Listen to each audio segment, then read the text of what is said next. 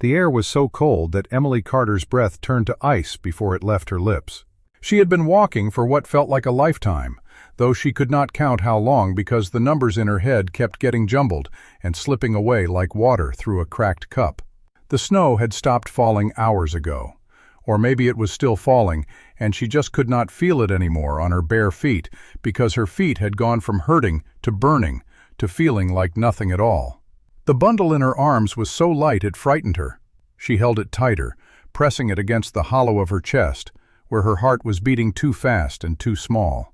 The baby had stopped crying a long time ago. He had stopped making any sound at all. She whispered his name into the dark, William, but he did not answer. She had been following the light. Mama had said, "Find a light." Mama had pointed east through the pines with a hand that was shaking and had said, "Walk until you see a lamp in a window. Knock on the door. Tell them the baby needs help." And Emily had nodded because she was 4 years old, and she knew that when Mama's voice got that thin and that tight, you did not ask questions. You did not cry. You just did what you were told. So she had walked. She had walked past the fallen tree where Mama was lying with her leg trapped underneath, and she had heard Mama's voice fading behind her, still calling out directions, still telling her to keep going, don't stop, don't look back. And then the voice had stopped, and Emily had kept walking. She did not know how far she had come across the broken ground. The stars were out, but they did not help her find the way because she did not know how to read them. She only knew to keep the wind at her back and to look for a light that she could not see for the longest time, but that she believed was there because Mama had said it was there, and Mama did not lie. The baby inside her coat was cold. She had tried to warm him with her own skin, opening her coat and holding him against her belly, the way Mama had showed her that one time, with a lamb that was born in the barn. She remembered Mama saying, "Skin to skin, little one, that is how you share the heat." But Emily's own skin was so cold now that she did not know if she was sharing heat or cold. She was afraid she was sharing cold. The dark stretched out around her like an ocean she could not cross. The pines stood silent, their branches heavy with snow. Every now and then a coyote howled far off, and Emily felt a jolt of terror run through her, but she did not stop walking because she could not stop. The baby needed the light. The baby needed a warm room and a fire, and someone who knew how to make him cry again. She was starting to think maybe she had walked the wrong way. Maybe the light was behind her. Maybe she had missed it in the dark, and Mama was wrong for the first time in her life. And then she saw it. A single yellow square of light, far off through the trees, low to the ground, the window of a cabin. Emily's heart squeezed inside her chest. She wanted to run, but her legs were too heavy. She forced herself forward, one step at a time, her toes scraping against frozen dirt and sharp rocks that she could not feel anymore. The light grew closer, but the cabin stayed small. It was farther than she thought. She stumbled. She caught herself with one hand, nearly dropping the baby. She held him closer and prayed to God the way Mama had taught her. "Please, God, please let me get there. Please let the baby be okay. I will be good. I will be so good. I will never complain about anything ever again. Just please let me get there." She reached the gate. It was a low wooden gate, painted white a long time ago, but now gray and peeling. She pushed it open with her shoulder because her hands were busy holding the baby. She crossed the yard. The cabin loomed in front of her, dark except for that one lit window. She could see the shape of a man inside, sitting by a fire. She could see his shadow moving on the wall. She stopped at the bottom of the porch steps. Her legs were shaking so hard she did not think she could climb them. She tried to call out, but her voice came out as a whisper. "Please, mister." She tried again, louder. "Please, mister." Nothing happened. The man inside did not hear her. She looked down at the baby. His face was gray in the dim light from the window. His eyes were closed. His lips were parted and blue. He did not look like a baby anymore. He looked like a doll made of wax. Emily took a deep breath. She lifted her small fist and knocked on the wooden door. 3 times. The sound was so small in the vast silence of the night that she was sure it had not carried. She waited. Nothing. She knocked again, 3 more times, harder, her knuckles bruising against the wood. "Please," she whispered to the door, "please open, just open." And then, from inside, a voice, rough and deep, but not angry. "Whoever you are out there, you got about 4 seconds to speak up before I come out there and find out for myself." Emily's throat closed. She could not get the words out. She tried. She opened her mouth and forced the air past her lips. "Please, mister." Her voice was a thread. "Please, my brother. He won't cry no more." Before we go any further into this story, I want to ask you something from the bottom of my heart. If you believe a child should never be thrown away, if you believe there is no distance too far to walk for someone you love, hit that subscribe button right now. Tap the little bell beside it so you don't miss a single word of what is about to unfold. And down in the comments, I want you to tell me the name of the town or the city you are watching from tonight. I like to know how far this little campfire story has traveled across this great country of ours. Stay with me all the way to the end. I promise you, this one is going to break your heart clean in two and then sew it back together stronger than it ever was before. The door flew open. A man stood in the doorway, backlit by the fire behind him. He was tall and broad-shouldered, with a face that had seen hard years. His eyes went wide when he saw her. He looked past her, scanned the yard, then looked down at the bundle in her arms. He did not speak. He dropped to one knee right there on the threshold. "Show me," he said. His voice was not the voice of the man who had called out through the door. It was quieter, gentler, as if he was talking to a spooked horse. Emily opened her coat. The man reached out with hands that were rough and scarred, and he took the baby from her as if he was handling glass. He pulled the blanket back with one finger and looked at the baby's face. His jaw tightened. "Come inside, now." He stood and reached for her hand. She let him take it. His fingers were warm. She had forgotten what warm felt like. He pulled her through the door, kicked it shut behind them, and carried the baby to the hearth. He laid the bundle on a blanket in front of the fire and dropped to his knees beside it. "Child, what is your name?" "Emily." "Emily, I need you to fetch me blankets. There is a chest over there by the wall. Can you do that for me?" She nodded and ran to the chest.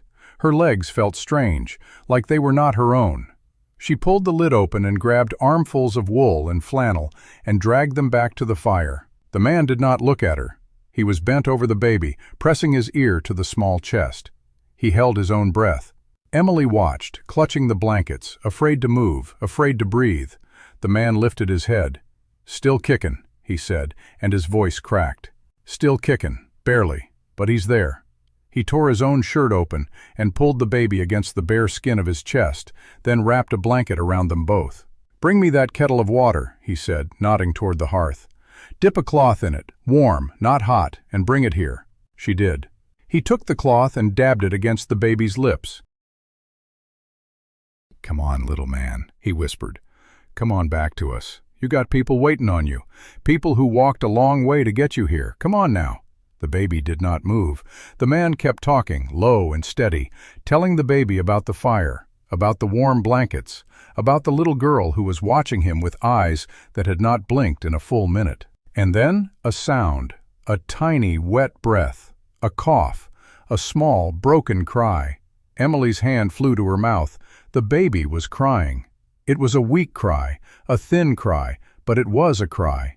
The baby was crying. Emily ran to the hearth and dropped down beside the man. "He's crying," she said. "He's crying." The man looked at her. His eyes were wet. "He is," he said. "He sure is. That is a good sign, Emily. That is a mighty good sign." He kept the baby against his chest and reached for the little girl. He pulled her close, wrapped an arm around her, and held her there, the three of them huddled by the fire. "You did it," he said. "You walked him here. You saved him." "His name is William," she said. "William." "All right, little William. You are in good hands now. I am going to take care of you." Emily pressed her face into the man's shoulder. She had not cried all night. She had not cried when Mama's voice stopped. She had not cried when the baby went cold. She had not cried when she thought she was lost. But now, with the fire warming her feet and the baby crying in the man's arms, she cried. She cried the way a child cries when she is finally safe. The man held her, and did not tell her to stop. He let her cry until the tears ran out. Then he said, "Emily, where is your mama?"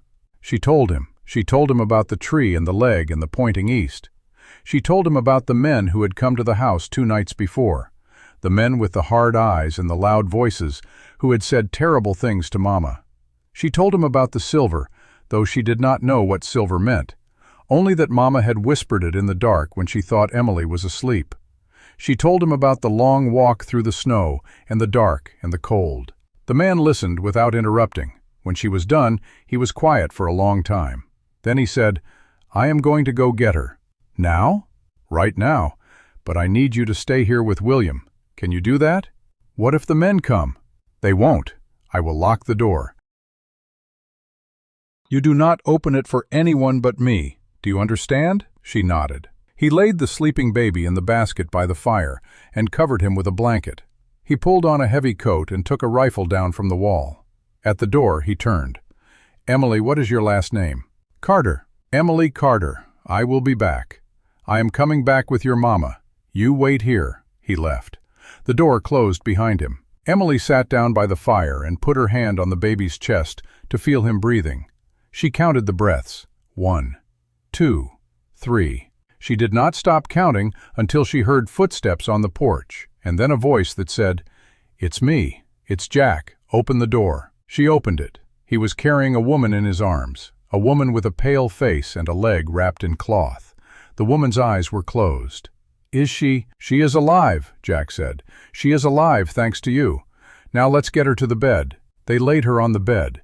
Jack worked quickly, cutting away the cloth, cleaning the wound, binding it fresh. Emily stood by the bedside and held her mother's hand. She did not let go until her mother's eyelids fluttered and a whisper came out. "Emily." "I am here, Mama." "The baby." "He is crying, Mama." "He is crying." Sarah Carter's eyes filled with tears. She reached a trembling hand and touched Emily's face. "My brave girl. My brave, brave girl." Jack Miller stood in the doorway, watching. He did not say anything. He did not need to. The fire crackled. The baby slept. The wind howled outside, but could not reach them anymore. Emily Carter, 4 years old, had led her family through the dark to a door that opened, and that door would never close on them again. Jack Miller did not sleep that night. He sat in the chair by the fire with his rifle across his knees and his eyes on the door, listening to the wind gnaw at the corners of the cabin and waiting for the sound of horses that he knew would come again. The fire burned low, and he fed it piece by piece, never letting it go out, never letting the warmth drop. Behind him, on the bed he had built with his own hands 3 winters ago, Sarah Carter lay breathing slow and steady. Beside the bed, curled on a sheepskin rug, with her hand resting on the basket that held her brother, Emily Carter slept without moving, without making a sound, as if even in sleep she was still holding her breath, still braced for the next thing to go wrong. Jack watched the rise and fall of her small back and felt something twist inside his chest that he had not felt in so long he had forgotten its name. The baby, William, had woken twice in the night, cried a thin, reedy cry, taken a few drops of warm water from a cloth, and fallen back asleep. Each time the baby cried, Jack had been out of the chair before he knew he was moving, crossing to the basket and bending over it with his hands hovering, not sure what to do, not wanting to do wrong. The first time he had just stood there, looking down at the tiny face, listening to the sound of life coming out of a body that had nearly been silent forever. The second time, he had reached in and touched the baby's cheek with the back of his finger, just once, just to feel the warmth. The baby had turned his head toward the touch, and Jack had pulled his hand back as if he had been burned. The third time, he had picked the baby up. He had lifted William Carter out of the basket and held him against his chest. And he had walked the floor of the cabin in the dark, the same path he had walked alone for 1,000 nights, but this time he was not alone. The baby weighed almost nothing. Jack held him and felt the small heart beating against his own ribs, and he did not know what to do with the feeling that was rising in him. So he did what he had always done when feelings rose. He put it away. He put it in a box in the back of his mind and closed the lid and went on walking. But the box did not stay closed. At dawn, a gray light crept through the single window. The fire had burned down to embers. Jack had not moved from the chair. Sarah Carter stirred on the bed. He heard the change in her breathing, the way it caught and then evened out. He turned his head. She was looking at him. Her eyes were the color of river water in autumn, the same color he had seen by the fallen pine. But now they were open and aware and fixed on his face. "You're still here," she said. Her voice was a whisper, dry and cracked. "I said I would be, ma'am." "How long?" "All night." "The children?" "Sleepin', both of 'em. The boy took some water a couple times. He's holding on." Sarah closed her eyes. A tear ran from the corner of her left eye down into her hair. She did not wipe it away. "I dreamed I was still under the tree," she said. "I dreamed I was still calling out to her, and she kept walking and I could not catch up. And then I opened my eyes, and I was here, and I heard the baby crying. He's crying all right. He's got a set of lungs on him when he gets going. Took a while to come in, but it's there. Emily brought him." "She did? All that way?" "Yes, ma'am." Sarah was quiet for a long moment. Then she said, "You carried me. I remember. I remember your arms. I remember you saying my husband's name." Jack did not answer. "You knew William?" "I knew him a little. He came to my office once. I was a deputy then. He wanted to file a complaint against a man named Sloan. I told him to come back in the morning." Jack's voice had gone flat. "He didn't come back. I heard he was dead a month later. I never followed up. I never went out to see what happened. I told myself I was busy. I told myself it wasn't my problem. And then I quit the badge, and I came up here, and I let myself forget." "But you didn't forget," Sarah said. "I carried it," Jack said. "Every day. I carried it in my chest like a stone. And then your girl knocked on my door and I knew. I knew this was the night I was supposed to have ridden out 3 years ago." Sarah reached out her hand. It trembled with the effort. Jack looked at it. He did not take it. He was afraid to. "Jack," she said, "you came. When it mattered, you came. That is what I will remember. That is what I will tell my children. That is what I will tell myself every night for the rest of my life." He sat there with the firelight catching the lines of his face and the weight of 3 years pressing down on his shoulders. And then he reached out and took her hand. He did not squeeze. He just held it, the way you hold something that might break, the way you hold something you have been given that you do not deserve. He held her hand until she fell asleep again. When the sun was fully up, Martha Dalton arrived. She came on a mule, riding side saddle with a shotgun across her lap and a basket of eggs balanced on the horn. She was 70 years old, built like a fence post, and she did not bother to knock. She pushed the door open, took one look at Jack with Sarah's hand still in his, grunted and said, "You look like hell, Miller. Put some coffee on." Jack let go of Sarah's hand and stood. Martha crossed to the bed and set the basket down. She put the back of her hand against Sarah's forehead, then against the baby's cheek. "Fever's down, baby's warm. You did all right for a man who ain't got any sense." "Thank you, Martha." "Don't thank me. I didn't walk 4 miles barefoot in the snow. That little girl over there did." She nodded toward Emily, who had woken at the sound of Martha's voice and was sitting up, rubbing her eyes. "Come here, child." Emily walked over. Martha knelt down with a groan and looked her square in the face. "You are the bravest thing I have seen in 60 years, and I have seen a lot of things. Do you like eggs?" "Yes, ma'am." "Good. Go find a skillet. We're going to eat, and then we're going to figure out what to do with the rest of our lives. Go on." Emily went. Jack watched her move across the cabin, small and barefoot and alive, and he felt the stone in his chest shift. Martha straightened up and turned to him. She lowered her voice. "I heard about Del Harmon." "You heard fast." "Word travels. The man's in Bozeman with a hole in his shoulder, telling anyone who will listen that you shot him without warning." "I gave him warning. I gave him a bullet." "That's not how he tells it. He says you bushwhacked him. He says you're a murderer and a thief, and you stole a woman and 2 children from their lawful guardian." "Lawful guardian?" "Victor Sloan. He filed a claim, a legal claim. He's got papers, Jack. I don't know how good they are, but he's got papers that say the Carter land belongs to him, and Sarah Carter is a woman of unsound mind who abandoned her children and fled." Jack's jaw tightened. "That's a lie." Of course it's a lie, but lies wear paper better than truth does in this territory, and you know it. Sloan is in Bozeman right now with his lawyer, and he is painting a picture of you that will get you hanged if we don't do something about it." Jack stood very still. The fire popped. Somewhere in the yard, a bird called. "What do you suggest?" "There is a man in Bozeman named Thomas Ellery. He is a lawyer. He is also my nephew. And he has been sitting on a piece of paper for 3 years that could end Victor Sloan's entire game." "What piece of paper?" "An assay report. William Carter's assay. The one that proved the silver on his land. William gave it to Thomas before he died and told him to hold it until Sarah could come and sign for it. And then William died, and Thomas could not find Sarah because she had gone to ground, and Sloan's men had told everyone she had run off. She was hiding. She was hiding. And Thomas held the paper, and he has been waiting. He is still waiting." Jack looked at the bed where Sarah lay sleeping. He looked at Emily, who had found the skillet and was holding it with both hands, waiting for instructions. He looked at the baby, who had begun to stir in the basket. "I have to go to Bozeman." "Yes.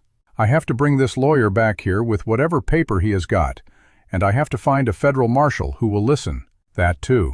"I can't leave them here alone." "They won't be alone. I'll stay."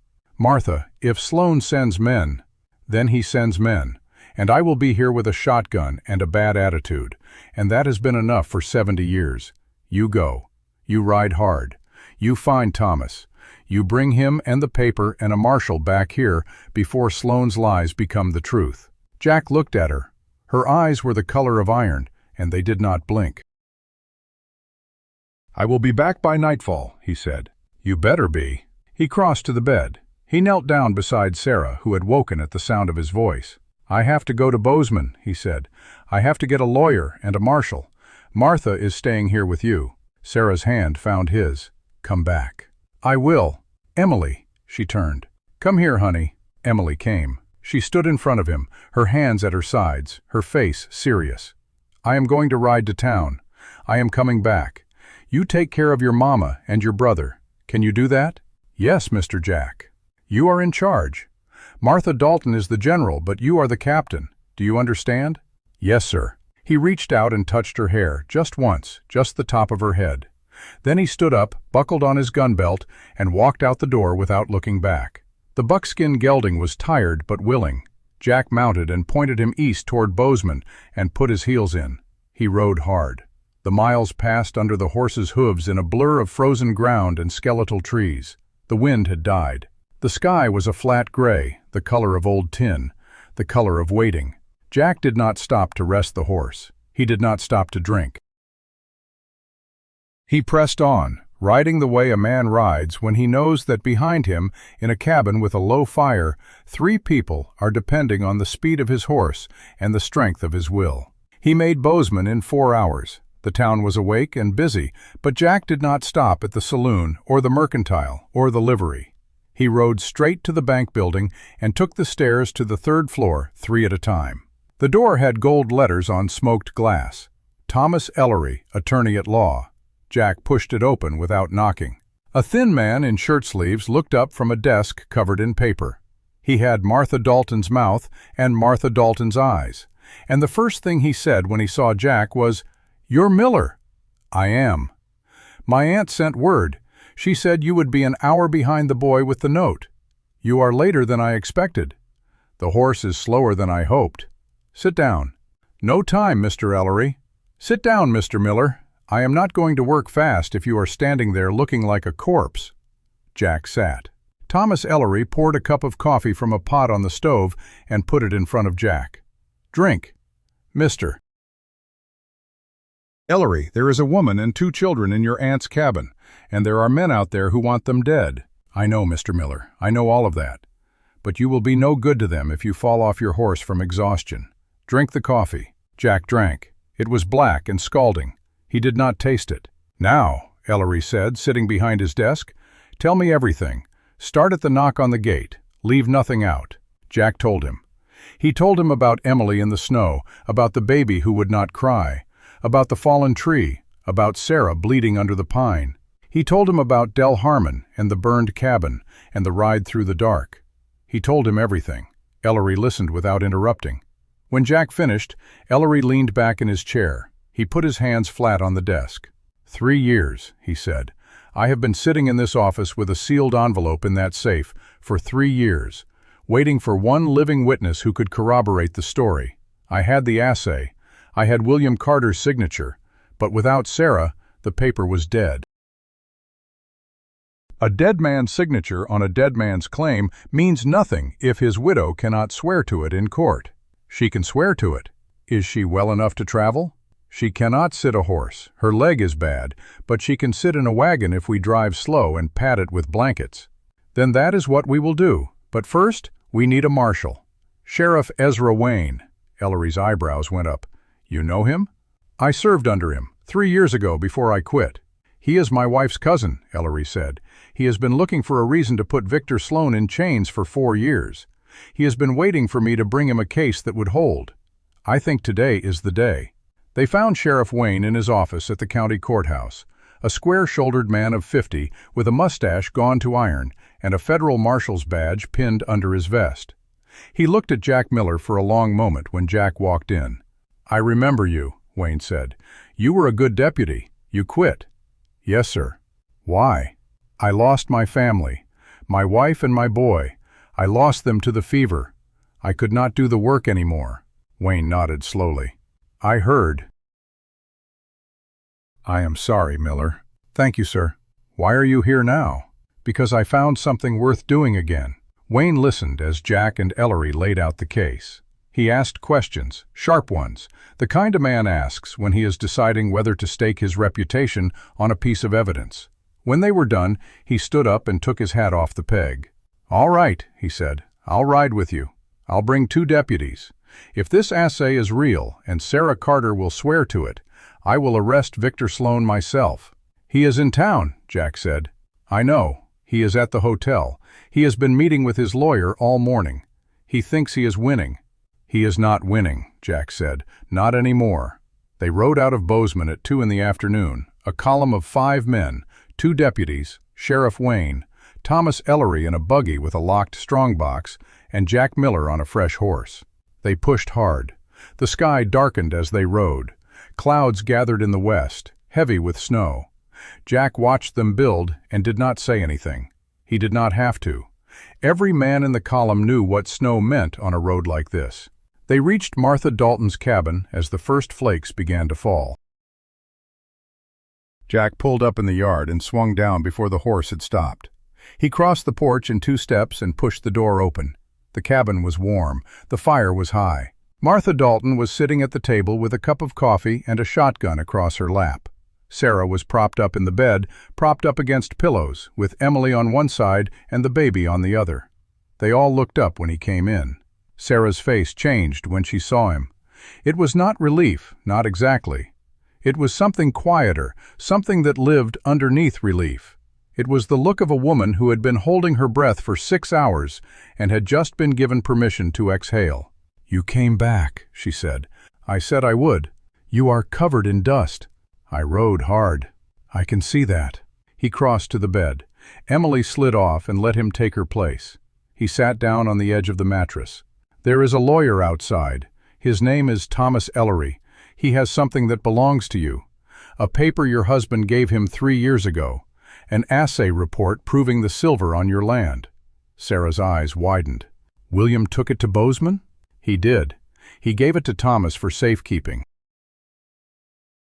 Thomas has been waiting for you to come and claim it. He did not know where you were. Sloan told everyone you had run off. I was hiding. I was hiding with the children. I did not know who to trust. You can trust Thomas. He is Martha's nephew. And there is a sheriff outside, a federal marshal, who has been waiting 4 years to put Victor Sloan in chains. But he needs you to sign the paper. He needs you to tell your story in court. Sarah looked down at her hands. They were thin, the veins standing out under the skin. She looked at her daughter, standing by the fire with her hand on the basket that held her brother. She looked at Jack. I will sign, she said. I will tell my story. I will tell it until my voice gives out. For William, for Emily, for that baby in that basket. I will tell it. Jack nodded. He stood up and went to the door. He opened it and waved Thomas Ellery in. The lawyer came through the door with the strongbox in his hands. He crossed to the bed, set the box down, and opened it. Inside was a single envelope, yellowed with age, sealed with wax. He broke the seal and pulled out a folded document. "Mrs. Carter," he said, "this is the original assay taken from your husband's land in the summer of the year before his death. It proves the presence of silver on your property and establishes the value of the claim. Your husband signed this document in my presence on the day before he died. He told me to hold it for you." Sarah took the paper. Her hands were shaking. She unfolded it and looked at the signature at the bottom. Her husband's name, William Thomas Carter. She touched the ink with her finger. "I saw him write this," she said. "He sat at our kitchen table the night before he left for Bozeman. He wrote his name. He said, 'Sarah, if anything happens to me, this paper is your future. Hold on to it.' I did not know he had left it with anyone." "He left it with me," Ellery said, "and I have held it in trust for you ever since. Now, if you are willing, I would like to swear you in as a witness and take your deposition before we return to Bozeman. That way, even if we are delayed by weather, your testimony will be on record." "I am willing." Ellery produced a small Bible and a pen and a fresh sheet of paper. Jack stepped back to give them room.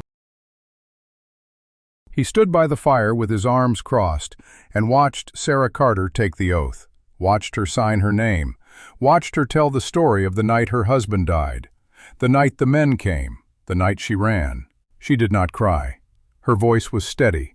She told it like a woman who had been carrying the story inside her for so long that it had worn smooth as river stone. When she was done, Ellery folded the paper and put it back in the strongbox with the assay. He looked up at Jack. "We have him," he said. "The combination of the assay, Sarah's testimony, and the forged debt contract that Sloane's attorney will produce at trial, which I will prove is a forgery, using the handwriting sample on the original assay. We have him." Outside, the snow was falling harder now, big, wet flakes that stuck to the window and muffled the world. Jack looked at the window and felt the weight of the day settle into his bones. He was tired. He was so tired he could barely stand, but he was not done yet. "We need to get her to Bozeman tomorrow," he said, "before the snow sets in. If we wait, we might be stuck here for a week." "Can she travel?" Ellery asked. "She rode in that wagon from her place to here. She can ride again." "I can do it," Sarah said from the bed. "I am not staying behind while the man who killed my husband sits in a hotel room in Bozeman. I am going." Jack looked at her. There was a light in her eyes that he had not seen before, a fire that had been banked under the ashes of grief and fear. It was burning now. It was burning bright. He nodded. "All right. We leave at first light." That night, Jack did not sleep again. He sat in the chair by the door, the rifle across his knees, watching the snow fall and listening to the breathing of the people in the cabin. Martha Dalton had gone to her own place. Sheriff Wayne and his deputies had ridden back to Bozeman to prepare the warrant. Ellery had stayed, sleeping on a pallet by the fire with his strongbox under his head. Emily was curled up on the bed beside her mother, and the baby was in the basket at the foot of the bed. Jack watched them all. He did not know what the morning would bring. He did not know if the snow would hold off long enough for them to make the trip. He did not know if Sloane had men on the road waiting. He did not know if the paper in the strongbox would be enough. But he knew one thing.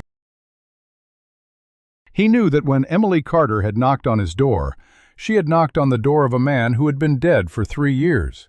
And somehow, in the space of one night and one day, that man had come back to life. He did not know how to thank her for that. He did not know if there were words for that kind of gratitude. So he just sat there in the dark, watching the snow fall, keeping watch over the people who had given him back his heart.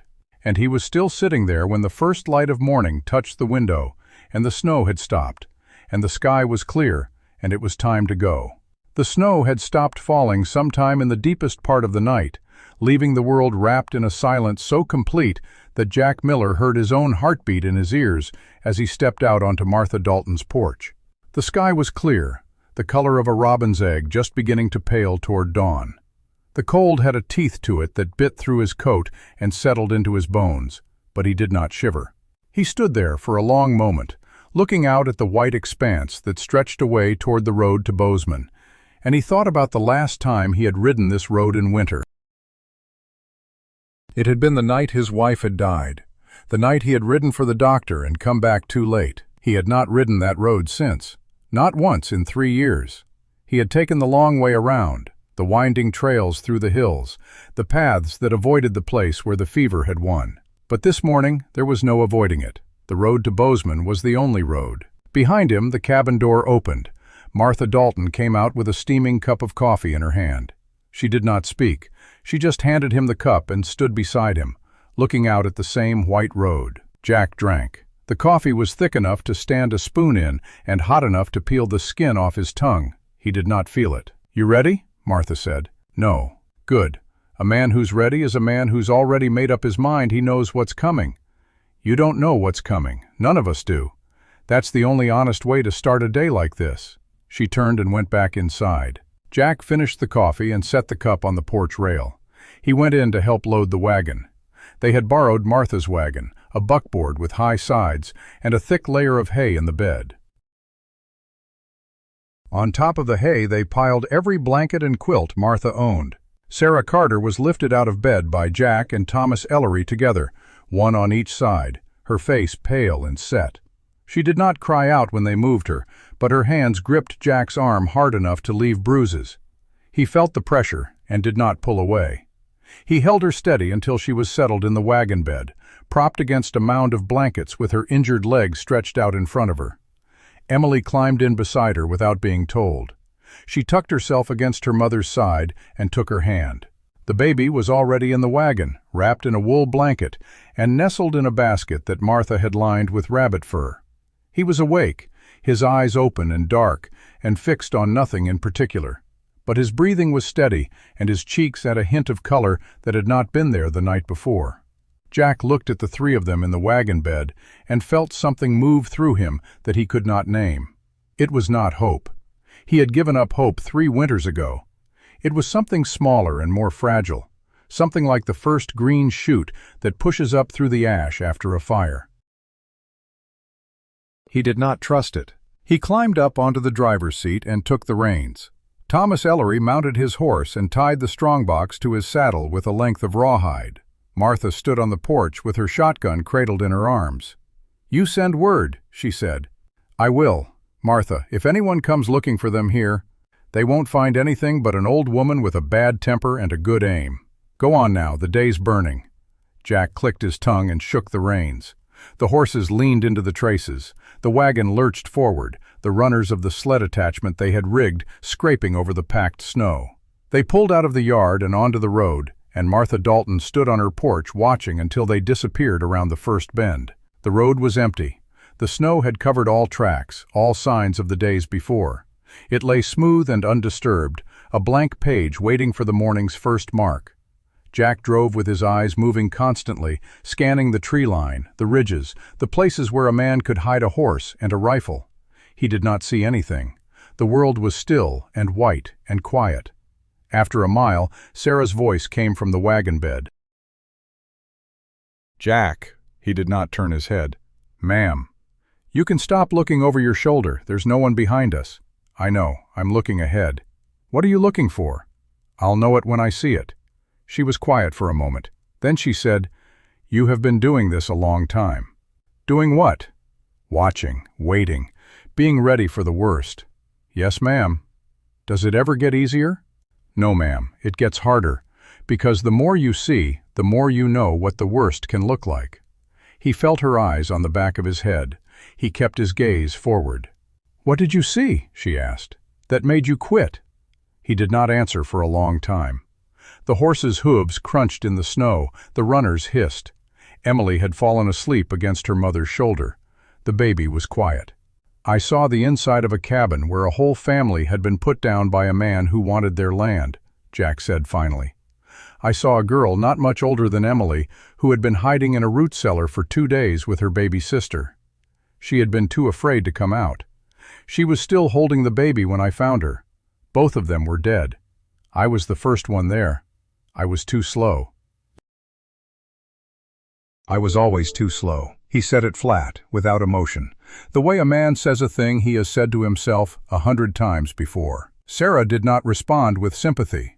She did not say it was not his fault. She said, "How old were you when you learned to carry things like that?" "I don't know. Young." "I was young too when I learned," she said. "I was 17 when my mother died. I was the one who found her. I carried her death inside me for years before I met William. He helped me put it down. Not all the way. Just enough to make room for other things." Jack said nothing. "You have to make room for other things," Sarah said. "Eventually, or the carrying will crush you." They rode in silence for a mile. The sun climbed higher, and the snow began to glitter in the light, so bright it hurt the eyes.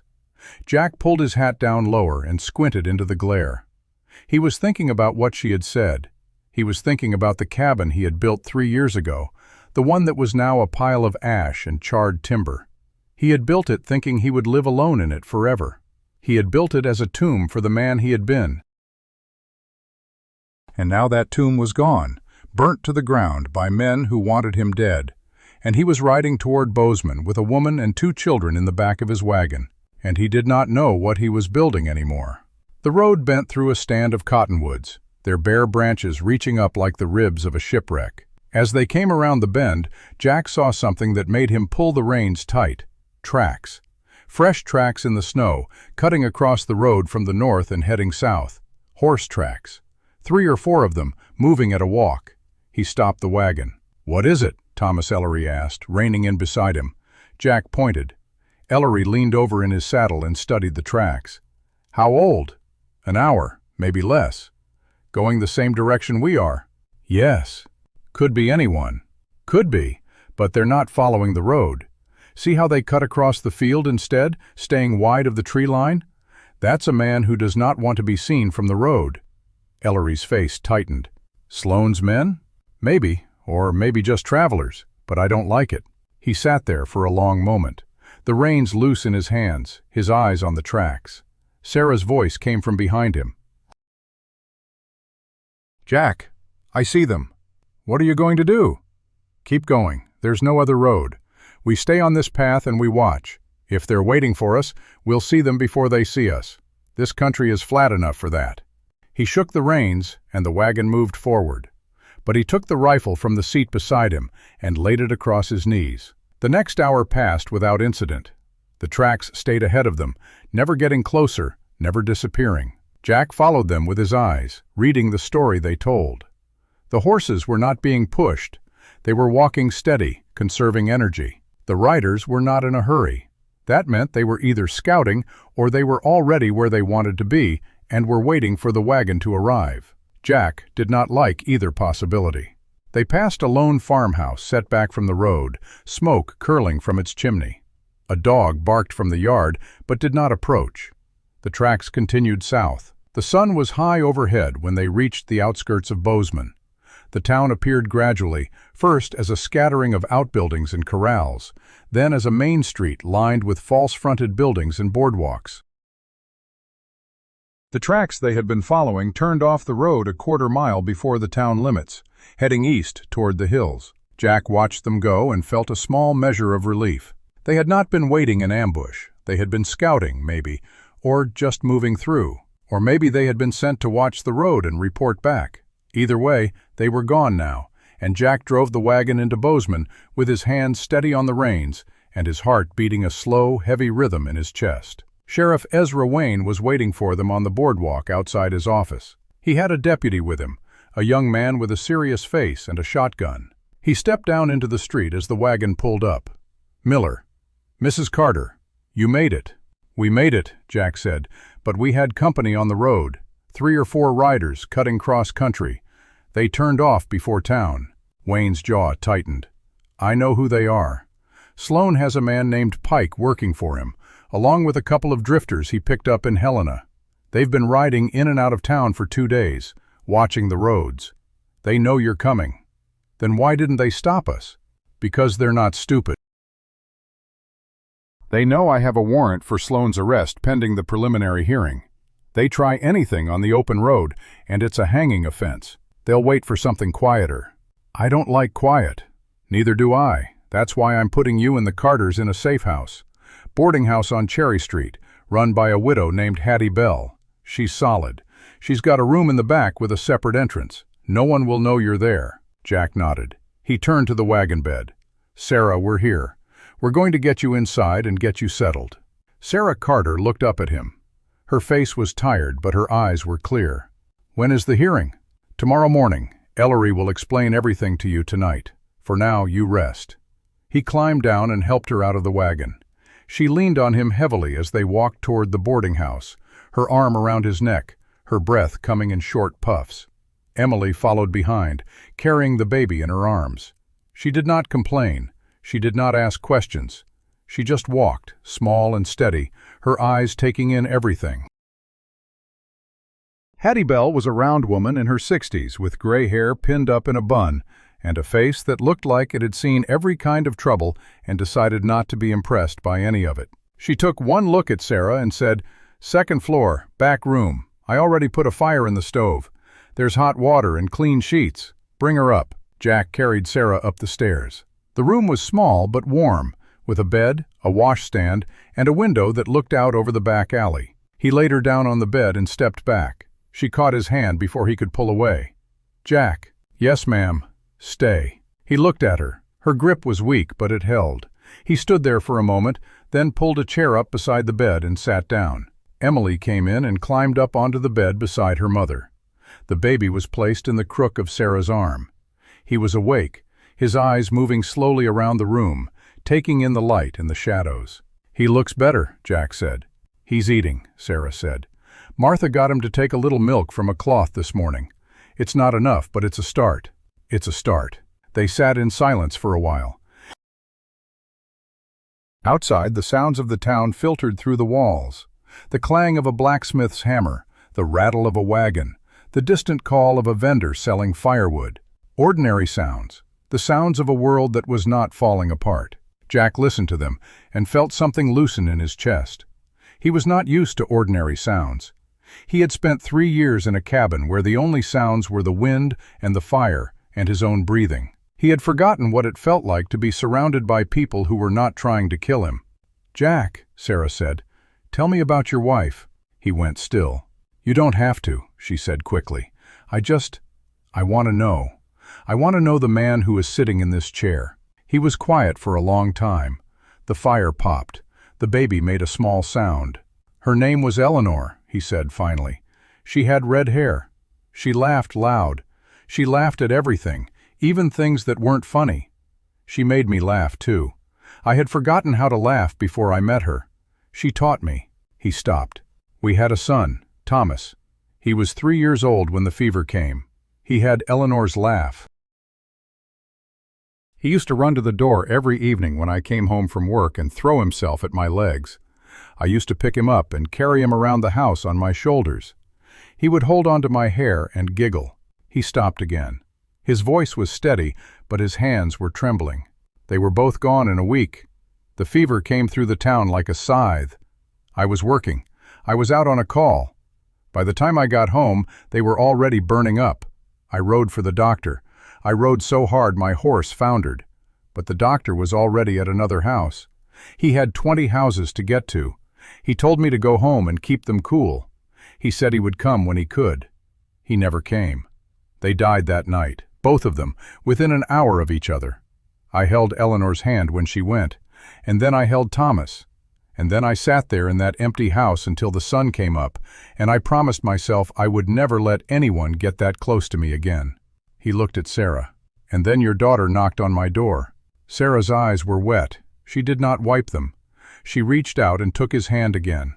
"Emily has a gift," she said. "She finds the doors that need to be opened. She found mine." She did. Jack did not pull his hand away. He let her hold it. The afternoon passed. Thomas Ellery came by with papers for Sarah to sign. Sheriff Wayne stopped in to report that Sloan had been seen at the hotel, meeting with his lawyer. The preliminary hearing was set for 9 in the morning at the county courthouse. Jack stayed in the chair by the bed. He did not leave. When Emily fell asleep, he lifted her gently and laid her on a pallet Hattie had made on the floor. When the baby cried, he heated milk over the stove and brought it to Sarah. He did not know how to take care of people anymore. He had been out of practice for 3 years. But his hands remembered. His hands knew what to do even when his mind was lost. That night, after Sarah and the children were asleep, Jack sat in the chair by the window with the rifle across his knees and watched the alley. The moon was up, casting a pale light on the snow. No one moved in the shadows. The town was quiet. He did not sleep. He did not try to sleep. He sat and watched and thought about Eleanor and Thomas, and the cabin that had burned down, and the woman sleeping in the bed behind him, and the little girl who had knocked on his gate. He thought about the road ahead. He thought about the hearing tomorrow, and the trial that would follow, and the man named Victor Sloan who had killed William Carter, and burned his ranch, and sent men to hunt a woman and her children through the snow. He thought about the fact that Sloan was still free, still meeting with his lawyer, still scheming. The warrant had not been served yet. The law was waiting for the preliminary hearing to establish probable cause. That meant Sloan had one more night to do something desperate. Jack checked the load in his rifle. He checked the cylinder of his revolver. He sat in the chair and did not close his eyes. The hours passed. The moon traveled across the sky. The snow outside the window turned from white to gray to blue as the night deepened. And then, just before dawn, he heard it, a scrape, the sound of a boot on wood somewhere below the window. Not loud, deliberate, the sound of a man trying not to make a sound. Jack was out of the chair and at the window in one silent movement. He pressed himself against the wall and looked out through the gap between the curtain and the frame. A figure was standing in the alley below, looking up at the boarding house. He was wearing a dark coat and a hat pulled low. He was holding something in his right hand, a piece of paper. The man looked up and down the alley, then stepped forward and tucked the paper into the frame of the back door. Then he turned and walked away, quick and quiet, disappearing into the shadows. Jack waited 3 minutes. Then he went downstairs. He opened the back door and took the paper. He unfolded it and read it by the light of the moon. It said, in a cramped hand, "The Carters will never make it to court. You know what we want. Walk away, Miller, and you live. Stay, and you die with them.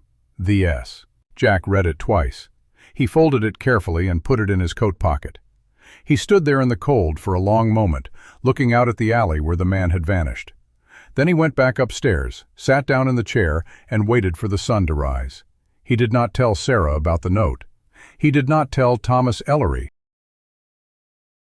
He kept it in his pocket, a cold weight against his heart, and he sat in the chair until the first light touched the window, and then he stood up and went to wake the others. It was time to go to court. Jack stood at the window, the folded note in his pocket, and watched the first pale light touch the rooftops of Bozeman.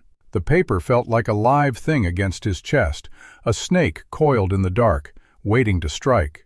He had not told Sarah about it. He had not told Ellery or Wayne. He had read the words twice, memorized them, and then decided that the only way to answer a threat like that was to walk straight through the door it was guarding, and dare the man behind it to do his worst. He turned from the window and crossed to the bed where Sarah Carter lay sleeping. Her face was relaxed in a way he had not seen before, the lines of pain and fear smoothed out by exhaustion. The baby was tucked in the crook of her arm, his small mouth working even in sleep, dreaming of milk. Emily was on the pallet on the floor, curled into a tight ball with her thumb in her mouth. Jack stood there for a long moment, looking at the three of them, and then he knelt down and touched Sarah's shoulder. She woke without a start, the way a woman wakes who has learned to wake, ready for trouble. Her eyes found his, and she was instantly alert. "What time is it?" "A little past 6. The hearing is at 9. I need to get you ready to move." She sat up, wincing as she shifted her injured leg. The baby stirred but did not wake. "Did you sleep?" she asked. "Some." "You're lying." "Yes, ma'am." "Don't lie to me, Jack Miller, not today." He looked at her. "I didn't sleep. I was watching." "Watching for what?" "For the thing that was coming." "Did it come?" He hesitated. Then he reached into his pocket and pulled out the note. He handed it to her. She unfolded it and read it. Her face did not change. She read it twice, then folded it carefully and handed it back. "When did this come?" "Last night. A man slipped it into the back door of the boarding house." You should have told me. I didn't want to keep you awake, worrying about something I was already worrying about for you." She reached out and took his hand. "Jack, I have been worrying about men like Victor Sloan for 3 years. One more night of worry would not have broken me. But going into a courtroom blind, not knowing what he has planned that might break me. Do not do that again." He looked at her hand on his. "I won't," he said. "Good. Now help me get dressed." He helped her into the clean dress that Hattie Bell had left on the chair, a simple calico that was a little too big for her, but clean and warm. He helped her wrap her leg in fresh bandages. He found a crutch in the corner, left by some former guest, and adjusted it to her height. She stood with it, testing her weight, and nodded. "I can walk. You can lean on me too." "I will." Emily woke and dressed herself without being asked. She was a child who had learned not to wait for help. She helped her mother with the baby, holding him steady while Sarah arranged her shawl. When they were ready, Jack opened the door and they stepped into the hallway. Sheriff Wayne was waiting at the bottom of the stairs, his face set in the expression of a man who had already been up for hours and had not found anything he liked. "Miller," he said. "Mrs. Carter, the courthouse is secure. I've got men on the roof and men at every door. Sloan is in the judge's chambers with his lawyer right now, filing a motion to dismiss the case before it starts." "Can he do that?" "He can try. Judge Whitfield has been on the bench for 20 years. He does not impress easy." They walked out the front door of the boarding house into a morning that was cold and bright. The snow had been cleared from the main street, piled in gray banks along the boardwalks. A few early risers were out, merchants opening their doors, a boy sweeping the steps of the saloon. They all stopped and watched as Jack, Sarah, Emily, and the baby made their way down the street toward the courthouse. The whispers started before they had gone 20 paces. "That's the Carter woman, the one whose husband was killed. They say she's got the proof of the silver. They say Sloan forged the deed. That's Jack Miller with her. He used to be a deputy. He shot a man a few nights ago. He shot Del Harmon. Heard Harmon was one of Sloan's men. They say Miller came through a window and put a bullet in him before Harmon could touch the girl." Jack kept his eyes forward. He held Sarah's arm with one hand and kept the other on the revolver at his hip. Emily walked on Sarah's other side, carrying the baby, her small face set in the same expression Jack had seen on her face the night she knocked on his gate. Determination. Pure, unbreakable determination. They reached the courthouse steps. A deputy held the door. Jack helped Sarah up the steps, one at a time, her crutch tapping on the wood, her breath coming in short puffs. Emily followed, not once looking back. The courtroom was already half full when they entered. The crowd was a mix of townspeople, ranchers, merchants, and the curious who had heard the rumors and come to see the show. The benches were hard wooden pews, worn smooth by years of use. Jack guided Sarah to a seat near the front, on the side opposite the door. He sat beside her, with Emily on her mother's other side. Thomas Ellery was already at the front table, arranging his papers. He looked up and nodded at them, a brief, tight nod. Across the aisle, at the other table, sat Victor Sloan. He was dressed in a black suit with a silver watch chain across his vest. His hair was slicked back, and his face was smooth and composed, the face of a man who believed he was in control of everything that was about to happen. He did not look at Sarah. He did not look at Jack. He looked straight ahead at the empty bench where the judge would sit, and he smiled, a small, cold smile. The bailiff stood. "All rise. The Honorable Judge Ezra Whitfield presiding." Everyone stood. The judge entered, a thin man with iron-gray hair and spectacles perched low on his nose. He climbed to the bench and sat down, arranging his robes. "Be seated."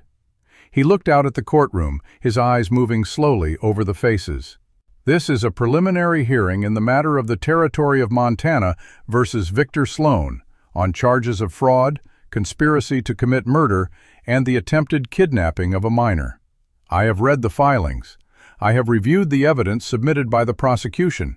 Mr. Ellery, you may proceed with your opening statement." Thomas Ellery stood. He was not a tall man, and he did not have a commanding voice. But when he spoke, the room grew still. Your Honor, the prosecution will show that Victor Sloan, over a period of 3 years, engaged in a systematic campaign to defraud William and Sarah Carter of their land and mineral rights. We will show that he used forged documents to create a false debt obligation, that he sent armed men to intimidate and threaten the Carter family, and that when William Carter attempted to file a legal protest, Mr. Sloan had him murdered and his death disguised as a suicide. We will show that Mr. Sloan then attempted to seize the Carter property by force, sending men to drive Sarah Carter and her 2 infant children off their land in the dead of winter, resulting in a near-fatal injury to Mrs. Carter and a life-threatening journey of 4 miles through the snow undertaken by her 4-year-old daughter carrying her newborn brother.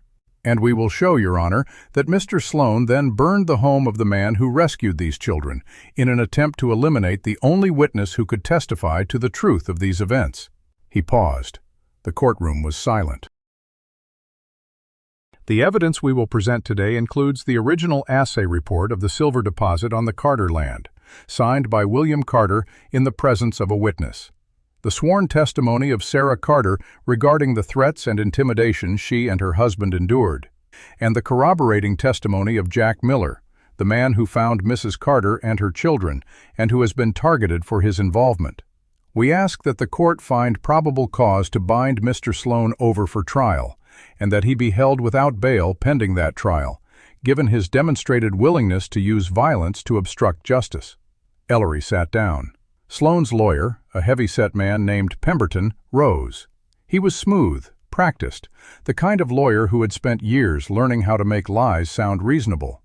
Your Honor, the prosecution has presented a dramatic narrative, but narratives are not evidence. The alleged assay report is a piece of paper that could have been produced at any time. The testimony of Sarah Carter is the testimony of a woman who is grieving, desperate, and willing to believe anything that allows her to blame someone else for her husband's death. As for Mr. Jack Miller, he is a known associate of the Carter family, a man with a history of violence, a man who shot an unarmed man in the back less than a week ago. The prosecution's case is built on hearsay and desperation. We ask that the charges be dismissed. Judge Whitfield looked at Pemberton over his spectacles. Mr. Pemberton, I have read the affidavits. I have seen the assay report. I have seen the handwritten note from Mr. Sloan to the Carter family, ordering them off their land. That note is in evidence. It is not hearsay. It is a document. Now, I am going to allow the prosecution to call its witnesses, and I am going to listen to what they have to say. If you have objections, you will make them when appropriate. For now, sit down. Pemberton sat. The color had risen in his cheeks. Ellery called Sarah Carter to the stand. Jack helped her rise and walked with her to the witness box. She leaned on the crutch and on his arm. When she was seated, she looked at the judge, then at the prosecutor, then at Victor Sloan. Her gaze did not waver. Mrs. Carter, Ellery began, can you describe the events of the night your husband died? She told the story. She told it plainly, without dramatics. She described the knock at the door, the men in the yard, the sound of a struggle, the body she found in the barn the next morning. She described the note that had been left, a note that said William had taken his own life, a note she knew was a forgery because her husband had never signed his name with a flourish like the one on the paper. She described the threats that followed, the men who came to the house, the demand that she leave the land. She described the night she gave birth in the woods, alone, with only her daughter to help. She described the tree that fell on her leg, the pain that made the world go black, and the moment she gave her newborn son to her 4-year-old daughter and told her to walk until she found a light. By the time she finished, there was not a sound in the courtroom except her voice. The men on the benches had stopped shifting. The women had stopped whispering. Even the bailiff stood still, his hand frozen on the gavel. "Thank you, Mrs. Carter," Ellery said. "I have no further questions." Pemberton stood. He approached the witness box with a smile that did not reach his eyes. "Mrs. Carter, you admit that you were in significant pain and distress on the night in question. I was in agony. And you admit that you were alone, without medical attention, possibly delirious. I was not delirious. I was in pain. There is a difference. Yet you sent your 4-year-old daughter into the snow with a newborn infant. I did what I had to do to save my children's lives. Or perhaps you imagined the threats. Perhaps, in your pain and exhaustion, you misinterpreted the actions of men who were simply trying to help you. Sarah looked at him. Her voice did not rise. Mr. Pemberton, the men who came to my house on the night my husband died were not trying to help me. They were trying to kill me. The only reason I am sitting in this courtroom today is because my daughter walked 4 miles in the snow and found a man who opened his door. If you had been there, if you had seen what I saw, you would not be asking these questions. You would be thanking God that there are still men like Jack Miller in this world. Pemberton's smile faltered. He glanced at the judge. No further questions. Judge Whitfield looked at Sarah. You may step down, Mrs. Carter. Jack helped her down from the witness box and back to her seat. Emily reached out and took her mother's hand. The baby, who had been sleeping through the entire proceeding, opened his eyes and made a small sound. Ellery called Jack Miller to the stand. Jack walked up the aisle, his boots loud on the wooden floor. He was sworn in and took his seat. His hands were steady, his voice was flat. He told the story the same way he had told it to Ellery in the office, the same way he had told it to himself 100 times on the long ride to Bozeman. He described the knock on the gate, the girl in the snow, the baby who would not cry. He described the tree and the woman under it. He described the ride through the dark, the cabin burning, the race to Martha Dalton's. He described the note that had been slipped under the door of the boarding house the night before. At this, a murmur ran through the courtroom. Judge Whitfield held up his hand. Mr. Miller, you have this note? Jack reached into his pocket and handed it to the bailiff, who passed it to the judge. Judge Whitfield read it, his face expressionless. He looked at Victor Sloan. Mr. Sloan, did you write this note? Sloan stood. Your Honor, I have no knowledge of any such note. This is a fabrication designed to prejudice the court against me. The note will be entered into evidence, the judge said. We will address its provenance at the trial. Continue, Mr. Miller. Jack finished his testimony. Pemberton tried to shake him, asked about the shooting of Del Harmon, about the burning of the cabin, about Jack's history as a former deputy who had left the force under a cloud of grief. Jack answered each question with the same flat, steady voice. He did not rise to the bait. He did not lose his temper. He sat in the witness box like a rock in a river, letting the water flow around him. When he was excused, he walked back to his seat and sat down beside Sarah. She did not say anything. She slipped her hand into his under the blanket she had spread over her lap. Ellery called his final witness, the handwriting expert, a man from Helena who had examined the forged debt contract and the assay report. He testified that the signature on the debt contract was a forgery, that the handwriting did not match William Carter's known samples. He presented the evidence clearly, without hesitation. When he was done, Ellery turned to the judge. The prosecution rests, Your Honor. We ask that the court find probable cause and bind Mr. Sloan over for trial. Judge Whitfield did not leave the bench to deliberate. He sat there, looking at the papers in front of him. He looked at Victor Sloan. He looked at Sarah Carter. He said, I have been on this bench for 20 years. I have seen a great many attempts to use the law as a weapon against the innocent. I have seen forged documents, bribed witnesses, and men who thought they could buy justice the way they buy a horse. This case is one of the clearest examples of systematic fraud and intimidation I have ever encountered. The evidence presented today establishes probable cause on every charge. Mr. Sloan will be bound over for trial on all counts. Bail is denied, given the clear risk of flight and the threat posed to witnesses. The bailiff will take the defendant into custody. Victor Sloan's face went pale. He turned to his lawyer, his mouth opening and closing. Pemberton stood, his face red. Your Honor, I object. Your objection is noted and overruled. Bailiff. The bailiff crossed to Sloan's table and took him by the arm. Sloan did not resist. He stood, straightening his coat, and looked across the courtroom at Sarah Carter. His eyes were flat, cold, empty of anything but a promise.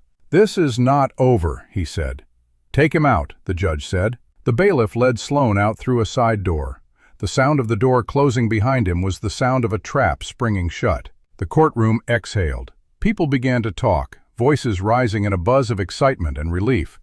But Jack did not feel relief. He felt the weight of the note still in his mind, the image of the man in the alley, the knowledge that Sloan had men outside who had not been in the courtroom. He stood up. "We need to go," he said to Sarah. "Now." "Where?" "Back to the boarding house. We get you and the children inside, and we stay there until the trial." But as they reached the door of the courtroom, a deputy came running up the stairs. He was out of breath, his face white. "Sheriff Wayne, the jail! They've taken Sloan!" "What do you mean they've taken him?" "His men! They hit the jail 5 minutes ago, 2 deputies down. They got him out through the back." "They're gone." Jack turned and looked at Sarah. Her face was the color of ash. The baby began to cry. Emily pressed herself against her mother's side. And outside the courthouse, in the cold winter air, the sound of horses galloping away echoed off the buildings, fading into the hills. Sheriff Wayne's face went from shock to fury in the space of a single breath. He turned to his remaining deputy, a young man named Hollister, who looked like he had just been kicked in the chest. "How many?" "3, maybe 4. They came in through the back wall of the cell block, took out the bars with a horse and a chain. The deputy on duty is alive, but he's got a knot on his head the size of an apple. They had horses waiting. They're headed east toward the mountains." Wayne grabbed his hat and jammed it onto his head. "Miller, get the Carters out of here, now. Take them somewhere Sloan doesn't know about. You have 2 hours before I have every able-bodied man in this town combing the hills, and I don't want you caught in the middle of it." "Where do I take them?" Jack asked. "I don't know. You're the one who's been living in these hills for 3 years. You know places I don't." "Pick one and go." Jack did not hesitate. He turned to Sarah, who was standing with Emily pressed against her side and the baby in her arms. "We're leaving. Right now. Can you walk to the livery?" "I can do whatever I have to do." "Good. Emily, stay with your mama. Don't let go of her hand." "Yes, Mr. Jack." They moved. Jack led them out the back door of the courthouse, down a narrow alley that ran between the hardware store and the feed mill. The snow had been trampled into gray slush, and Sarah's crutch slipped twice. The second time, Jack caught her arm and held her up. "I'm all right," she said. "You're not all right, but you're going to be. Just keep moving." The livery was 3 blocks away. Jack had already arranged for a horse and wagon to be ready in case they needed to leave quickly. The liveryman, an old man named Carson who had known Jack since his deputy days, had the team hitched and waiting in the back stall. He did not ask questions. He just handed Jack the reins and said, "I didn't see nothing. Good man." Jack helped Sarah into the wagon bed and wrapped her in the heaviest blankets he could find. He lifted Emily up beside her and handed her the baby. "You hold him tight," he said. "I will, Mr. Jack." He climbed onto the driver's seat and shook the reins. The wagon lurched out of the livery, turning north, away from the main road, away from the direction Sloan's men had taken. Jack drove with his head down and his eyes moving. He did not take the main road. He cut across a frozen field, then into a stand of cottonwoods, following a track that was barely visible under the snow. The wagon bounced and lurched. Sarah bit down on her lip to keep from crying out. Emily held the baby against her chest and did not make a sound. They traveled for an hour, then 2. The sun climbed overhead and began its long arc toward the western hills. Jack did not stop. He did not slow. He pushed the horses as hard as he dared, reading the ground ahead, reading the tracks, reading the way the shadows fell. He was taking them to a place he had not visited in 4 years. A line shack built by the old cattle company that had run stock through these hills before the land was broken up into homesteads. It sat in a narrow canyon, hidden from the main trails by a fold in the earth. Jack had used it twice during his years as a deputy, once to shelter a family from a blizzard, once to hide a witness from a gang of horse thieves. He had been there alone both times. He had never taken anyone he loved. The word slipped into his mind before he could stop it. He pushed it away. He was not ready for that word. The canyon mouth appeared as a dark cut in the side of a low ridge, barely visible until they were right on top of it. Jack pulled the team to a stop and sat for a moment, listening. Nothing. No sound but the wind and the horses breathing. He climbed down and walked forward, checking the ground. The snow in the canyon mouth was undisturbed. No tracks had gone in or out since the last storm. He led the wagon forward, guiding the horses through the narrow entrance. The canyon opened into a small grassy bowl, maybe 50 yards across, surrounded by steep walls of rock and pine.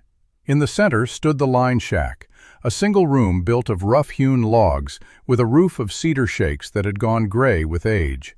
A stone chimney rose from one end. The door was held shut with a leather latch. Jack tied the team to a low branch and walked to the shack. He lifted the latch and pushed the door open. The air inside was cold and musty, the smell of old wood and dry dust, and the faint ghost of the last fire that had burned in the hearth. He crossed to the fireplace and checked the damper. It was open. He turned and looked back at the wagon. Sarah was watching him from the wagon bed, her face pale in the fading light. "Is it safe?" she asked. "It's safe. It's cold, but it's safe." He helped her down and carried her across the threshold, into the shack. He set her on a bunk built against the far wall, a frame of pine poles with a straw mattress that had seen better days but was still whole. He went back for the children. Emily came down on her own, her feet landing silently in the snow. She carried the baby with the same steady hold Jack had seen in her the first night. She followed him into the shack and looked around. "Where are we?" she asked.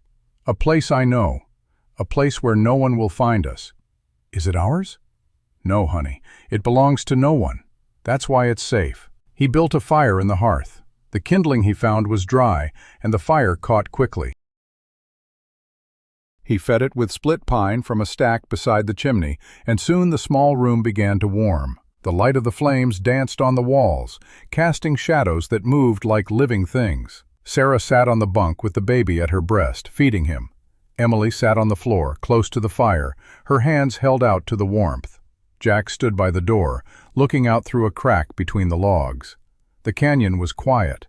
The sun was beginning to set, painting the snow in shades of orange and pink. He wished he could feel the beauty of it. He felt only the cold weight of the note in his pocket, the memory of Sloane's flat eyes in the courtroom. He had promised to keep them safe. He had promised Emily.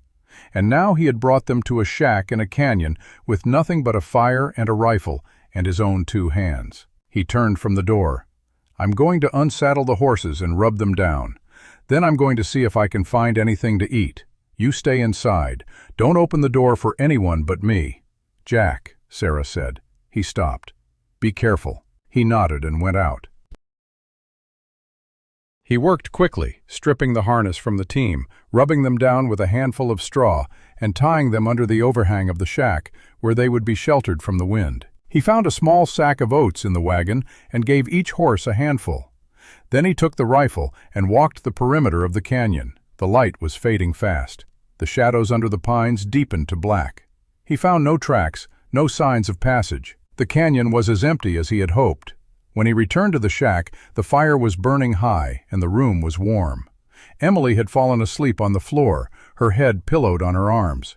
The baby was asleep in a wooden box that Jack had pulled from under the bunk and lined with a blanket.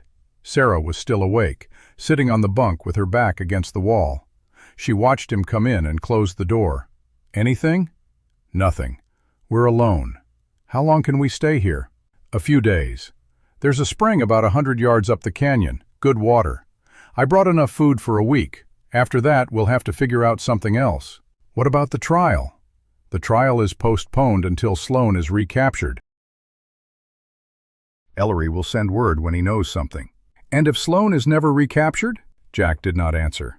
He sat down on the floor across the fire from her, leaning his back against the wall. The fire crackled.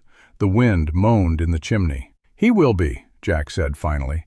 "Men like Sloane always get caught in the end. They get too confident. They make mistakes." "How do you know?" "Because I've seen it. I've seen 100 men like him come through the jail, thinking they were smarter than everyone else. They all ended up in the same place. It just took some of them longer to get there." Sarah was quiet for a moment. Then she said, "Why did you quit the deputy work?" He had known the question was coming. He had been waiting for it. "I told you, I lost my family. That's why you left, but it's not why you quit." He looked at her across the fire. The light caught the lines of her face, the weariness in her eyes, the set of her jaw. She was not going to let him avoid this. After Eleanor and Thomas died, I kept working for a while. I thought the work would keep me going, give me something to do besides sit in that empty cabin. But I wasn't the same deputy. I was slow. I was careless. I didn't care if I came home at night because there was no one to come home to. And then one day, I let a man go. What man? A man I should have arrested. A man I knew was guilty.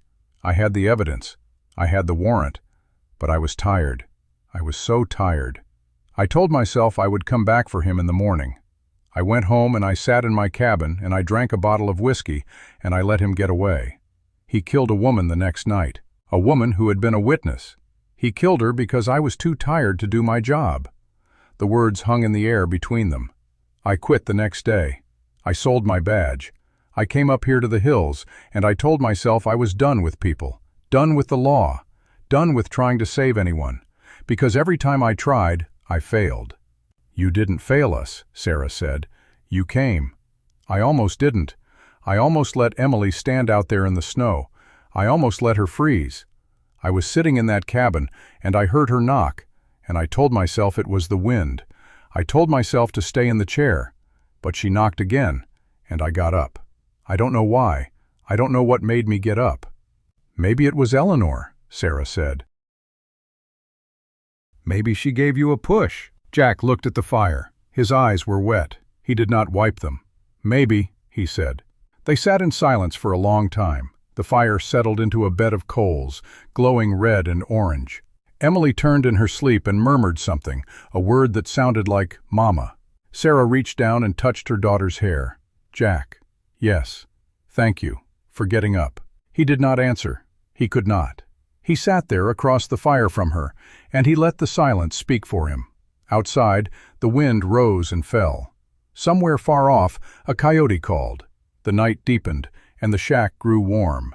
And the three of them slept, one watching, one healing, two small children dreaming of a world that had not yet broken them. But in the hills to the east, a different fire burned. Victor Sloan sat with his men around a campfire, a map spread on a rock in front of him.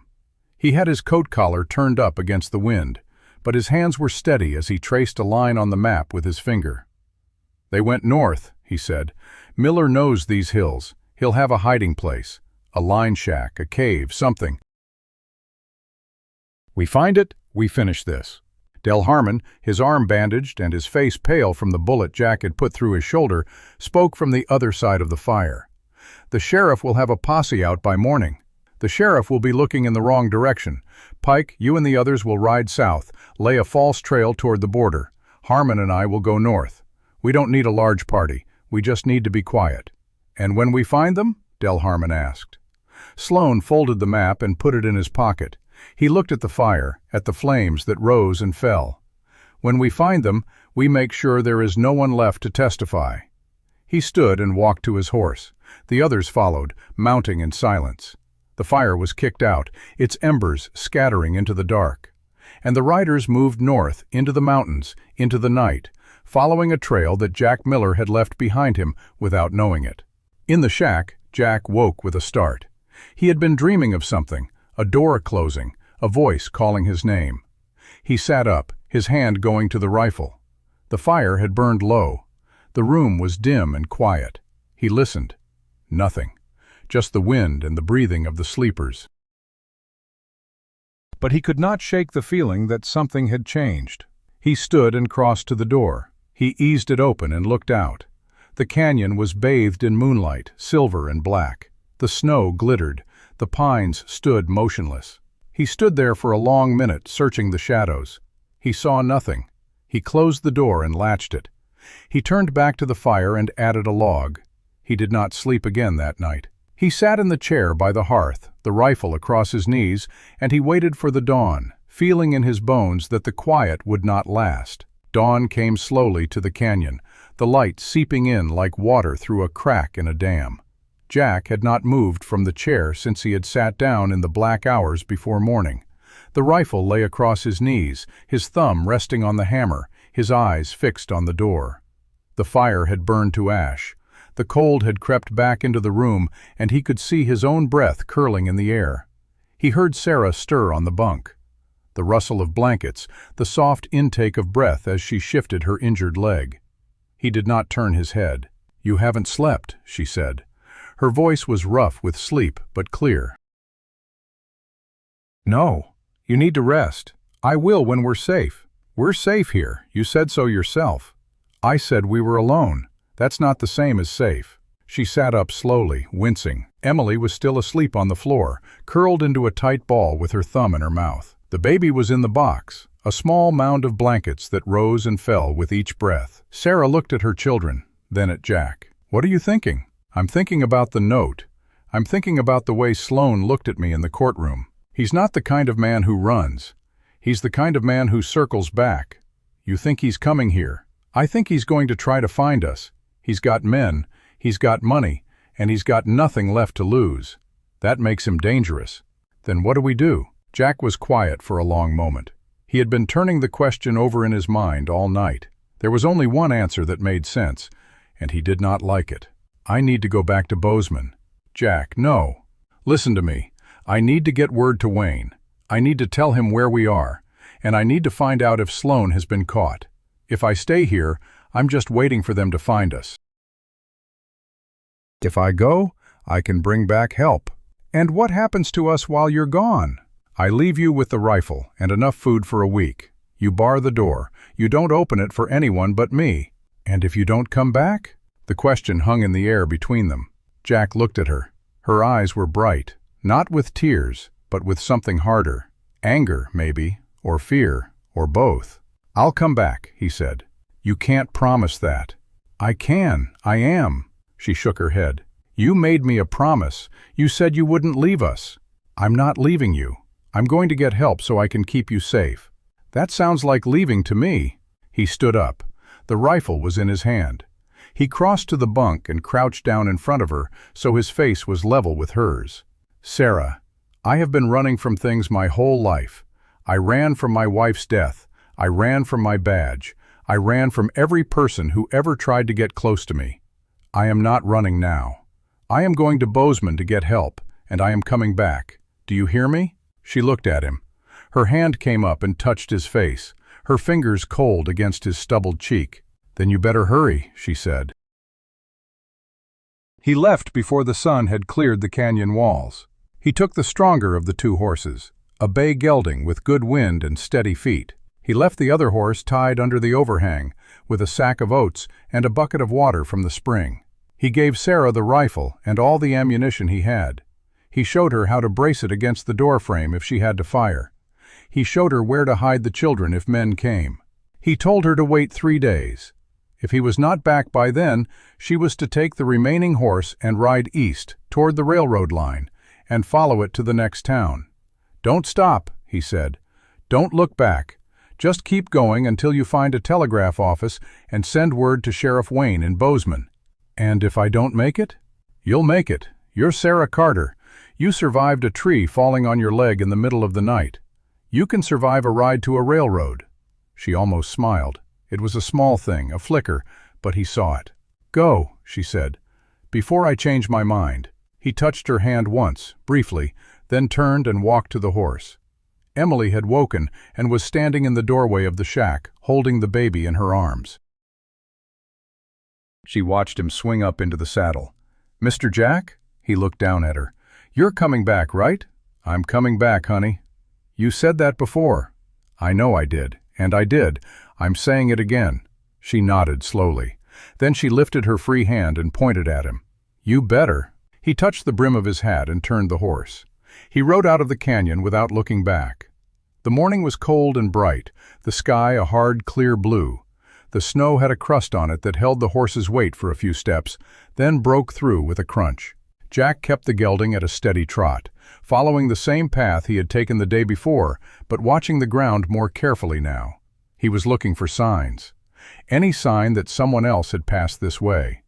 He found them 2 miles from the canyon mouth. Tracks. Fresh ones, cutting across his own trail from the night before. 3 horses, moving at a walk, heading in the same direction he had come from. His direction. The direction of the canyon. He pulled the gelding up and sat still, reading the story the tracks told. The horses were not being pushed. They were moving slow, deliberate, the way men move when they are tracking. They had crossed his trail sometime in the past few hours, maybe just before dawn. They were ahead of him now, between him and the canyon. Jack's blood went cold. He had left Sarah and the children alone with a rifle and a prayer, and 3 men were riding straight toward them. He did not stop to think. He turned the gelding off the trail and pushed him into a run through the trees, cutting a wide arc to the west, trying to get ahead of the riders, trying to reach the canyon before they did. The gelding was good, but the snow was deep, and the ground was uneven. Jack leaned low over the horse's neck, speaking to him in a low, steady voice. "Come on, boy, come on. A little more, just a little more." The wind bit at his face. His hands were numb on the reins. He did not slow. He crested a ridge and saw the canyon mouth below him, still a quarter-mile away. And he saw them. 3 riders, dismounted, moving toward the entrance on foot. They had their rifles out. They were spreading out, fanning across the mouth of the canyon. They were going to go in from 3 sides. Jack did not have time to think. He did not have time to plan. He did the only thing he could do. He rode straight down the ridge, shouting. He fired a shot into the air. The riders spun. One of them dropped to one knee and brought his rifle up. Jack saw the muzzle flash, heard the crack of the shot, felt the wind of the bullet as it passed close enough to part his hair. He did not stop. He kept riding, firing as he rode, not aiming, just keeping their attention on him. The plan was simple: draw them away from the canyon, give Sarah time to bar the door, and hide the children. He did not care if it got him killed. He only cared that she had a chance. The riders turned toward him. They were mounting, swinging up into their saddles. Jack pulled the gelding hard to the right, cutting across the slope, heading for a stand of pine. He heard horses behind him, the thud of hooves, the jingle of tack. They were coming. He drove the gelding into the trees, ducking low branches, weaving between trunks. The horse was breathing hard, blowing steam into the cold air. Jack did not push him harder than he could go. He needed the gelding to last. Behind him, the riders had entered the trees. He could hear them calling to each other, their voices sharp and angry. "He's heading for the ridge." "Cut him off. Pike, go left. I'll take the middle." Jack recognized the voice. It was Del Harmon. He had survived the bullet, and he had come back for more. Jack pushed on, climbing the ridge, the gelding scrambling up a steep slope of loose rock and frozen dirt. At the top, he pulled up and looked back. The riders were spread out below him, working their way up the slope. He counted 3. That was all he had seen. 3. But Sloan had more men. Where were the others? He did not have time to wonder. The riders were closing. He turned the gelding and rode along the ridgeline, looking for a way down, looking for cover. He found a deer trail that angled steeply into a ravine. He took it. The gelding slid half the way down, its hindquarters bunched, its hooves throwing up sprays of snow and stone. At the bottom, Jack did not stop. He kept going, following the ravine as it twisted through the hills. He did not know where he was going. He only knew he had to keep them away from the canyon. He had to give Sarah time. The riders did not follow him into the ravine. He heard them stop at the top of the ridge, heard Harmon's voice calling out orders. Then silence. Jack pulled the gelding to a walk and listened. Nothing. They had stopped. That was worse. That meant they had made a choice. They had decided he was not worth chasing. They had decided to go back to the canyon. Jack turned the gelding and started climbing back up the ravine. He had to get back. He had to get there before they did. But the gelding was blown. He could feel the horse trembling under him, the muscles quivering, the breath coming in ragged bursts.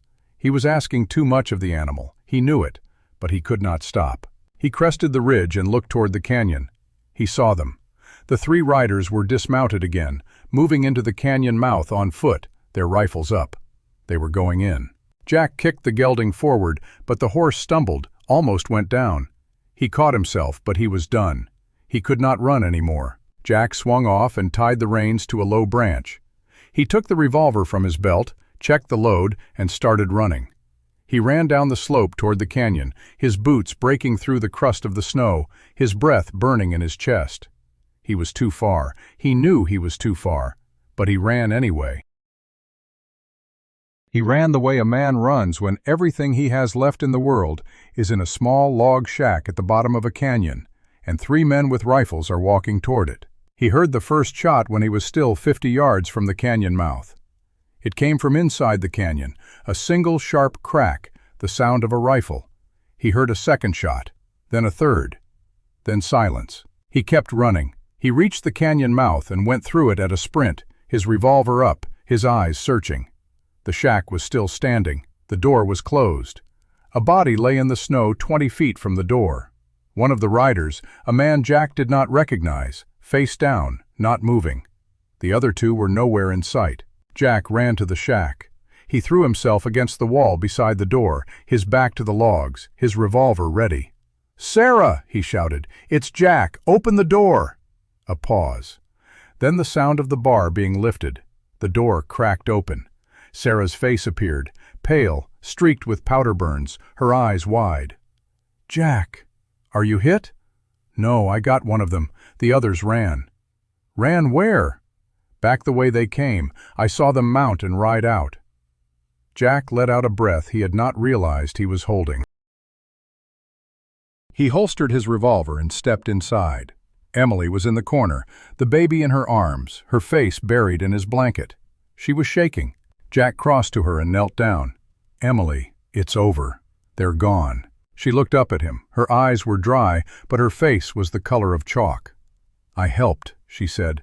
"I loaded the rifle for Mama." Jack looked at the rifle leaning against the wall, at the box of cartridges on the floor, at the small pile of spent shells. "You did good, honey. You did real good." He put his hand on her head and left it there for a long moment. Then he stood and turned to Sarah. "We can't stay here. They'll be back with more men." "Where do we go?" "There's a place I know, higher up, tougher to find, but we have to move now." He crossed to the bunk and began gathering the blankets. Sarah limped to the door and looked out at the body lying in the snow. "What about him?" "Leave him. The coyotes will take care of him." They loaded the wagon in 5 minutes. Jack helped Sarah up onto the seat beside him this time. Emily and the baby were in the bed, wrapped in every blanket they had. Jack drove the team out of the canyon without looking back at the body in the snow. He drove north, into the higher hills, following a trail that was barely visible, a trail he had not used in 6 years. The horses were tired, but they kept going. They climbed.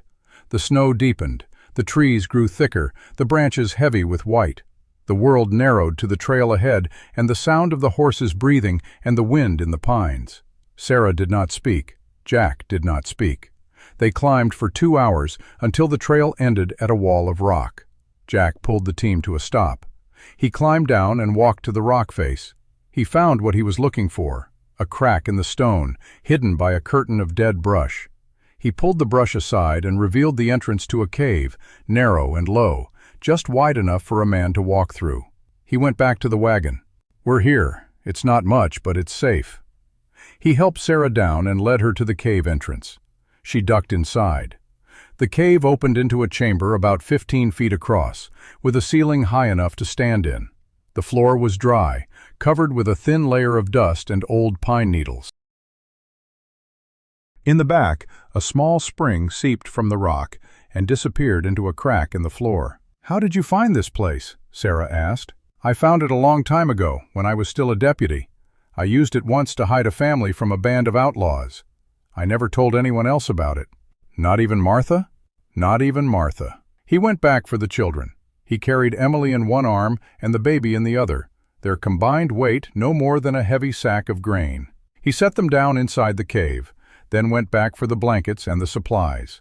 He worked quickly, bringing everything inside, covering the entrance with the brush again. When he was done, the cave was dim and quiet, lit only by the small lantern he had brought. Sarah sat with her back against the wall, the baby in her lap. Emily was curled beside her, her head on her mother's knee. The exhaustion was so deep it was almost a physical presence in the air. Jack sat down across from them. He did not say anything. There was nothing to say.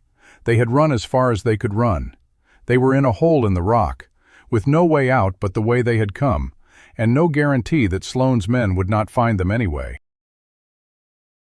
He looked at Sarah. She was looking at the baby, her finger tracing the line of his cheek.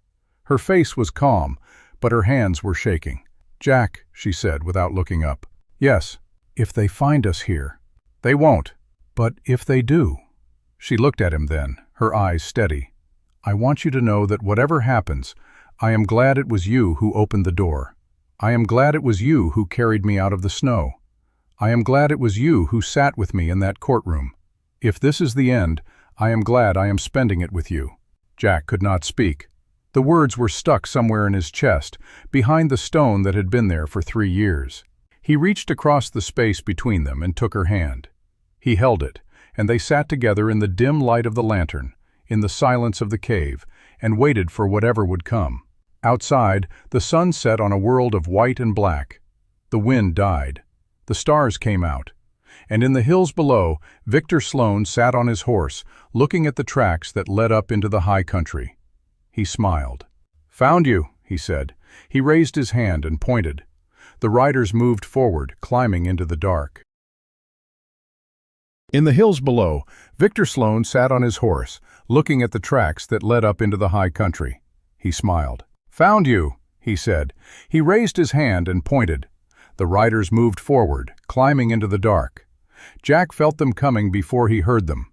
It was something in the air, a shift in the way the wind moved through the pines, a stillness that settled over the cave like a held breath.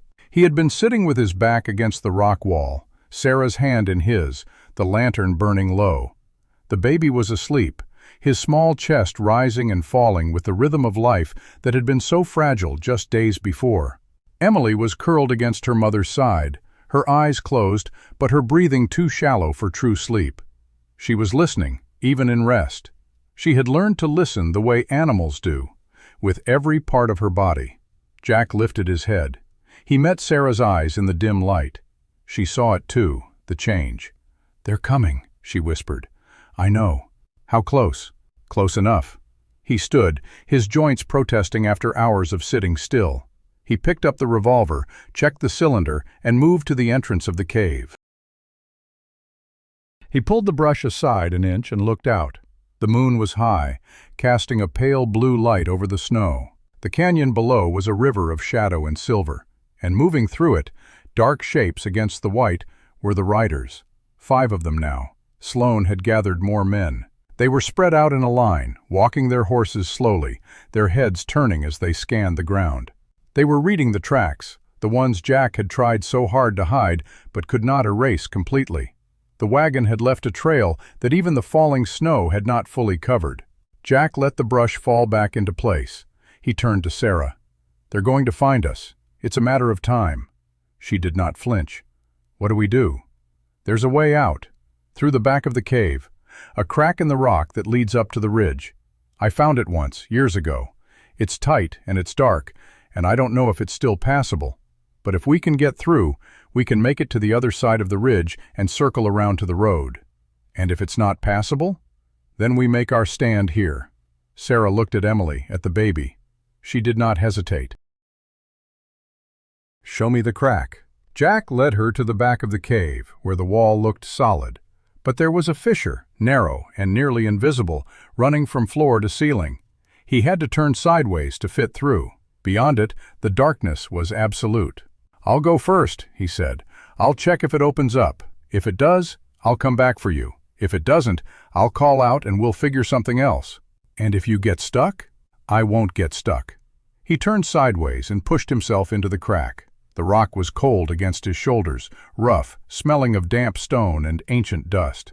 He inched forward, feeling his way with his hands. The passage twisted, narrowed, then opened again. He could feel the space expanding around him. He reached up and touched the ceiling.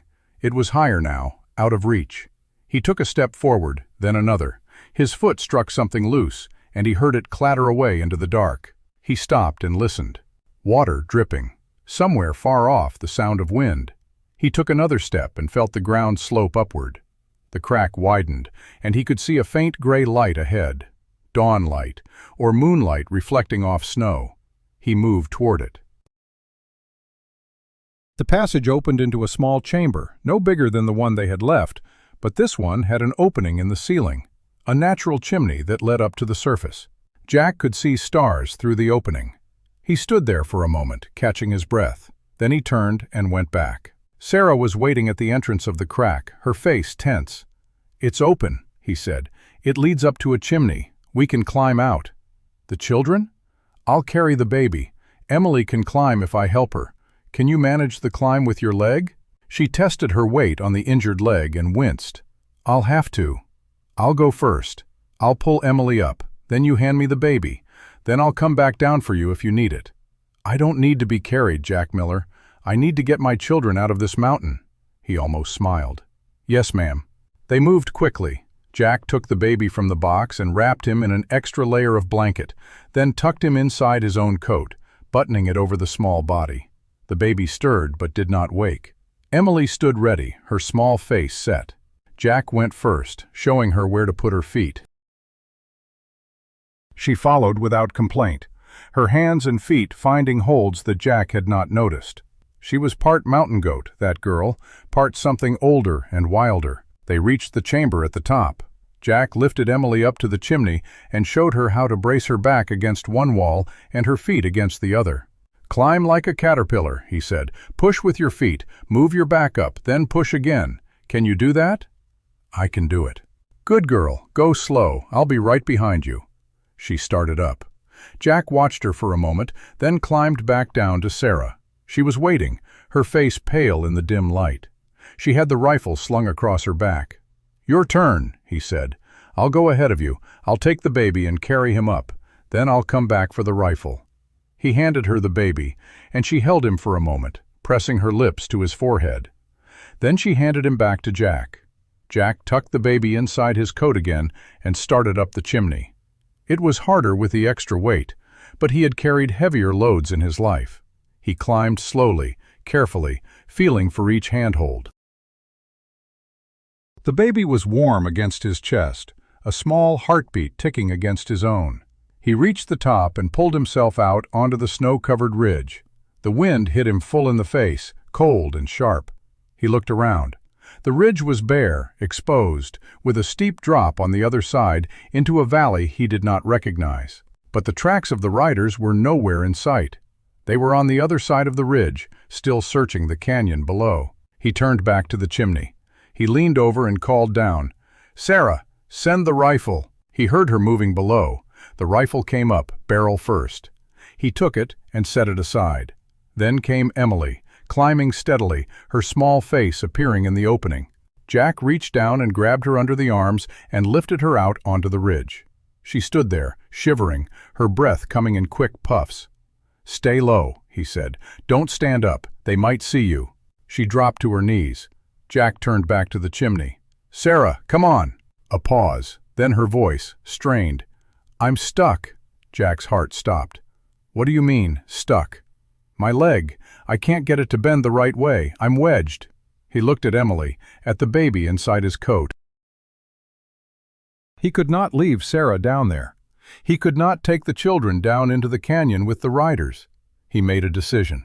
"Emily, I need you to stay here. Do not move. Do not make a sound. I'm going down to get your mama. I'll be back." "Mr. Jack." "I'll be back. You hold the baby. Can you do that?" She nodded. He unbuttoned his coat and handed her the baby. She took him in her arms, cradling him the way she had carried him through the snow that first night. Jack looked at her. "You're the bravest girl I know, Emily Carter. Don't forget that." He turned and lowered himself back into the chimney. The descent was faster than the climb. He slid, caught himself, slid again. He reached the chamber and found Sarah half sitting, half lying on the stone floor, her face twisted with pain. Her leg was bent at an odd angle, caught between two rocks. "I tried to move and the rock shifted," she said. "I think I made it worse." Jack knelt beside her.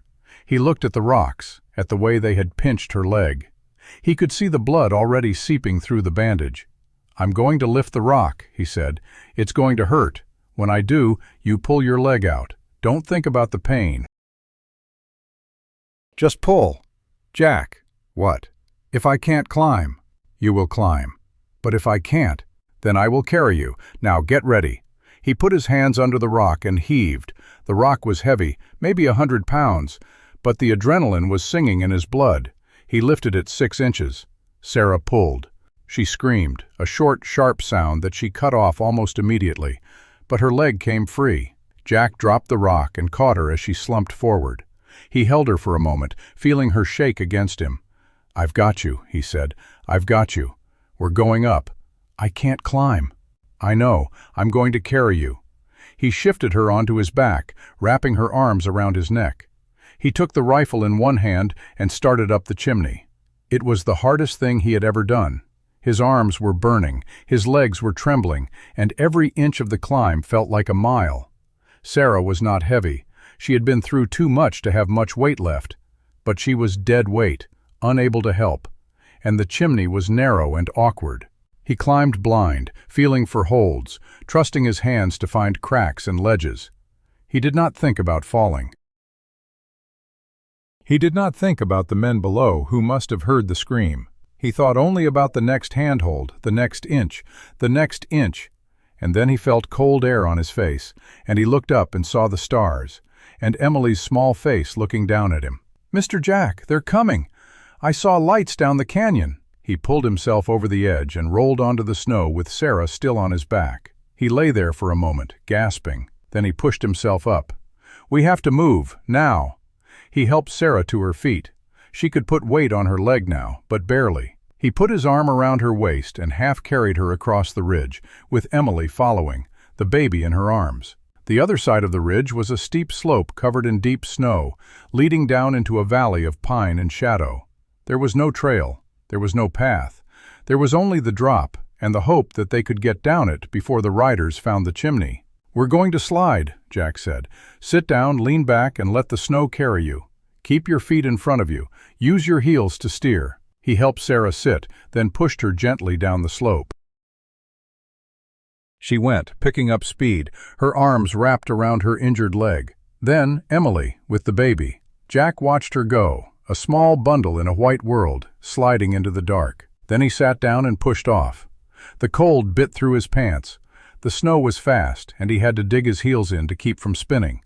He could see Sarah below him, and Emily below her, and he aimed for a gap between two pines at the bottom of the slope. He hit the bottom with a jolt that jarred his teeth. He scrambled to his feet and ran to Sarah. She was already standing, leaning against a tree, her breath coming in ragged gasps. "I'm all right," she said. "Keep moving." He grabbed Emily's hand and pulled her forward. The baby was crying now, a thin wail that cut through the silence of the night. Jack knew that sound would carry. He knew the riders would hear it. They pushed on, into the trees, deeper into the valley. The snow was deep, past Jack's knees in places. He broke trail for Sarah and Emily, using the rifle as a staff. The baby kept crying. Jack could not silence him. He could only keep moving. The valley narrowed, the walls closing in. They came to a creek, frozen over, the ice covered in a thin layer of powder. Jack tested it with his foot. It held. He led them across, the ice creaking under their weight. On the other side, the ground rose again, a gentle slope covered in sagebrush and scattered pines. They climbed. The baby's crying had subsided to a whimper, then to silence. Jack looked back. Emily was still following, her face white, her eyes fixed on his back. Sarah was limping behind her, using a branch she had picked up as a crutch. The lights of the riders were nowhere in sight. They had bought themselves time, but not much. Dawn was a gray line on the eastern horizon when they found the line shack. It was a small thing, half collapsed, the roof caved in on one side. But the walls were still standing, and the door was intact. Jack pushed it open. Inside, it was a wreck of old hay and broken boards. But the hearth was still there, and the roof over the main room was sound. He helped Sarah inside and lowered her to the floor. He laid the baby beside her and wrapped them both in the last dry blanket. Emily sat down beside her mother, her hand finding the baby's hand. Jack stood in the doorway looking out. The dawn was coming, pale and cold. The snow had stopped. The world was still. He could see for miles across the valley, and he saw no movement. They had escaped, for now. He turned and looked at the woman and the children huddled in the ruins of the line shack. His hands were shaking, his legs were shaking. He had never been so tired in his life. He walked over to them and sat down. He did not say anything. He did not have to. Sarah reached out and took his hand. They sat there together, in the gray light of a new morning, and listened to the wind in the broken roof, and waited to see what the day would bring. The dawn came slowly, reluctantly, as if the sun itself was tired of what it had seen. Jack sat in the doorway of the collapsed line shack with the rifle across his knees, watching the gray light spread across the valley. His eyes burned from lack of sleep. His body ached in every joint. But he did not close his eyes. He could not. Behind him, Sarah had fallen into a deep, exhausted sleep, her head resting on a saddle he had found in the debris. Emily was curled against her mother's side, the baby tucked between them. The baby, William, was quiet now. The thin crying that had torn through the night had stopped sometime in the darkest hour, and he had nursed weakly at Sarah's breast, and then slept. Jack watched the valley and thought about the road ahead. He had no plan. The canyon was lost to them. The cave was compromised. The line shack was temporary. They had maybe 2 days of food, a little ammunition, and a horse that was exhausted and lame from the climb. He had nothing left except the will to keep going, and even that was worn thin as an old bridle. The sun cleared the ridge and struck the valley floor, turning the snow into a field of diamonds. Jack squinted against the glare, and he saw them. A line of riders, moving along the base of the ridge to the south, maybe a mile away. He counted 8, no, 10. They were not moving fast. They were scanning the ground, spreading out, working in a pattern. A posse. Jack did not move.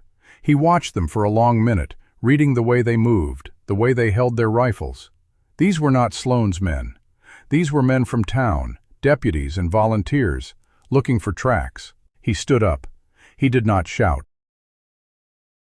He walked out into the snow and raised his rifle over his head, holding it by the barrel, the stock pointing toward the sky. A signal. One of the riders saw him. The man raised his arm and pointed. The line shifted, and the riders turned toward the shack. Jack lowered the rifle and went back inside. He knelt beside Sarah and touched her shoulder. She woke instantly, her eyes finding his. "There's a posse coming. Looks like Sheriff Wayne."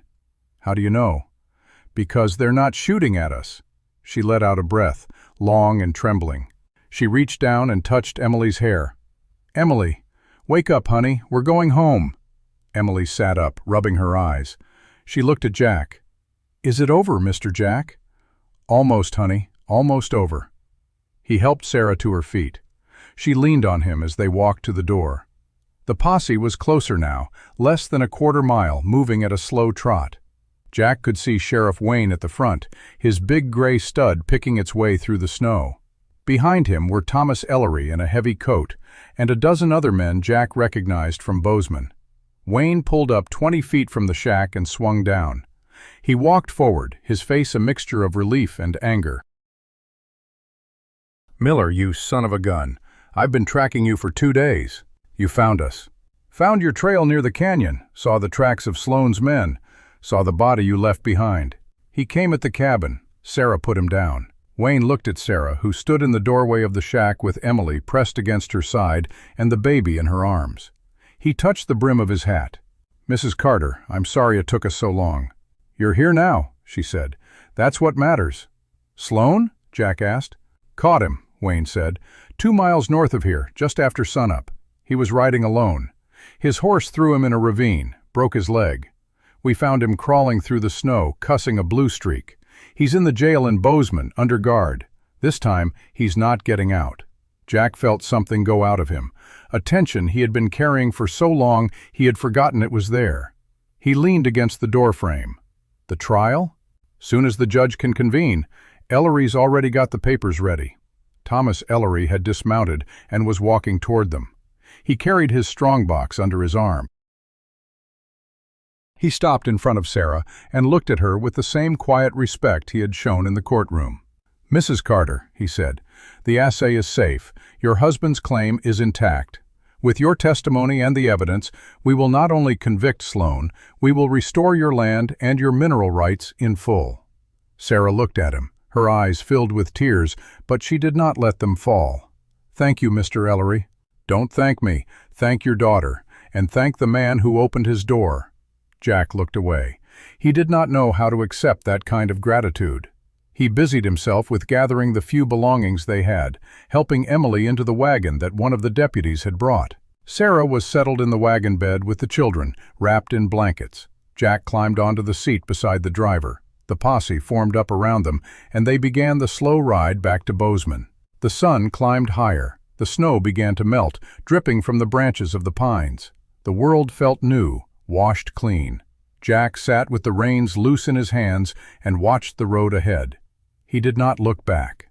The trial was swift and final.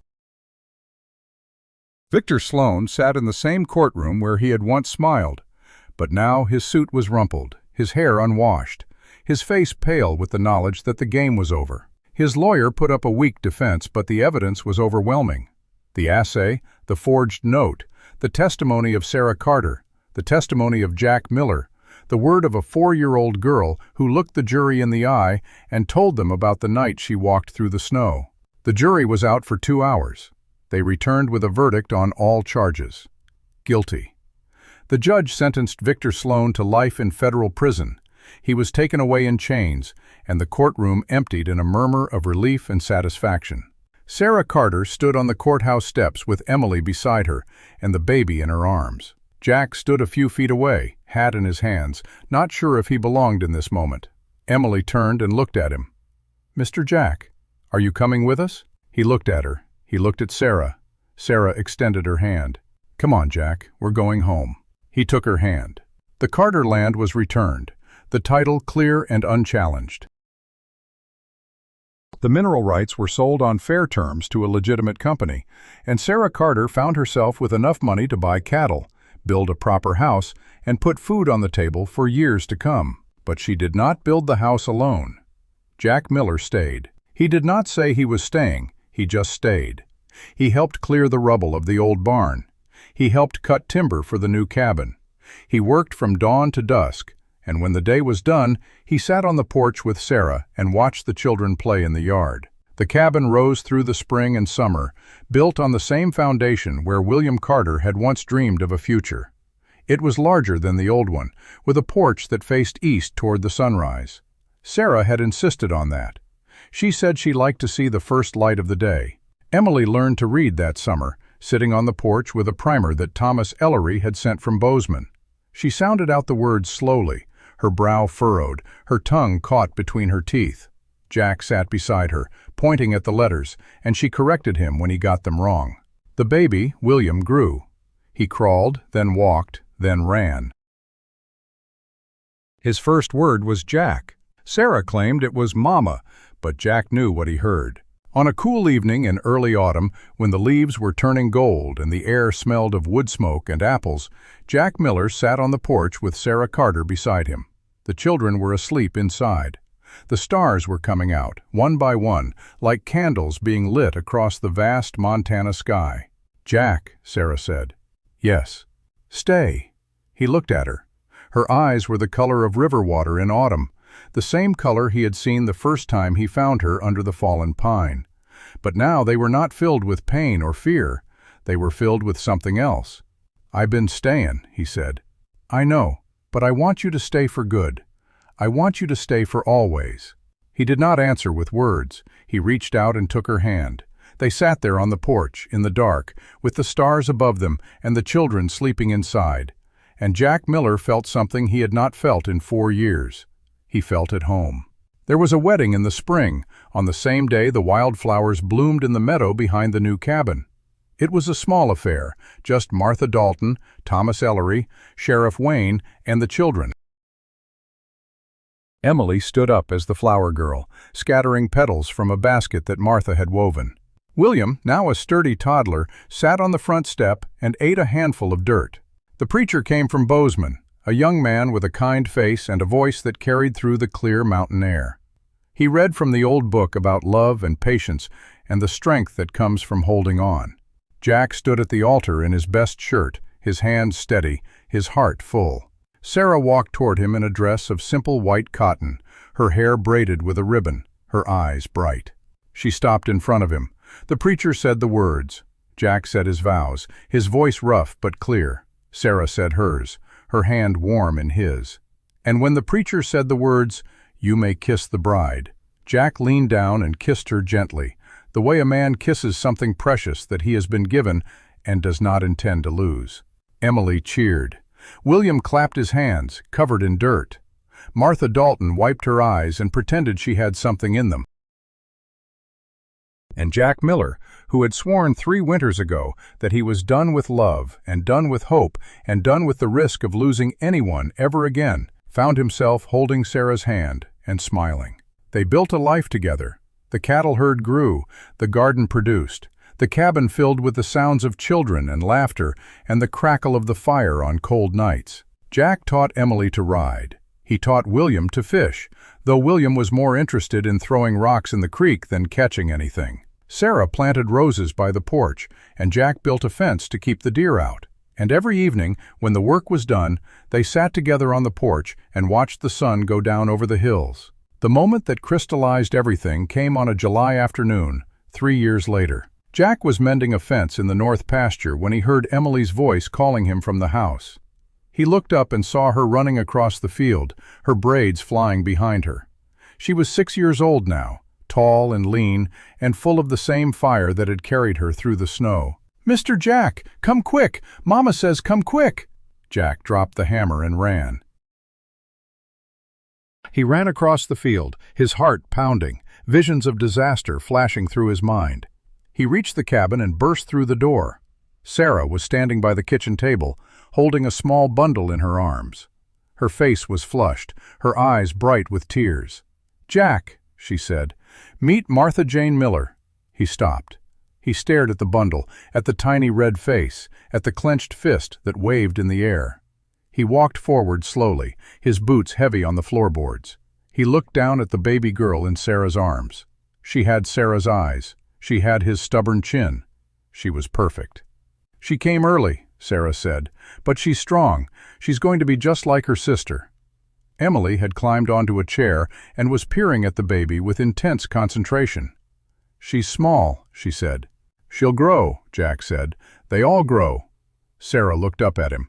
"Say hello to your daughter, Jack." He did not say anything. He could not. He reached out one rough hand and touched the baby's cheek. The baby turned her head toward the touch.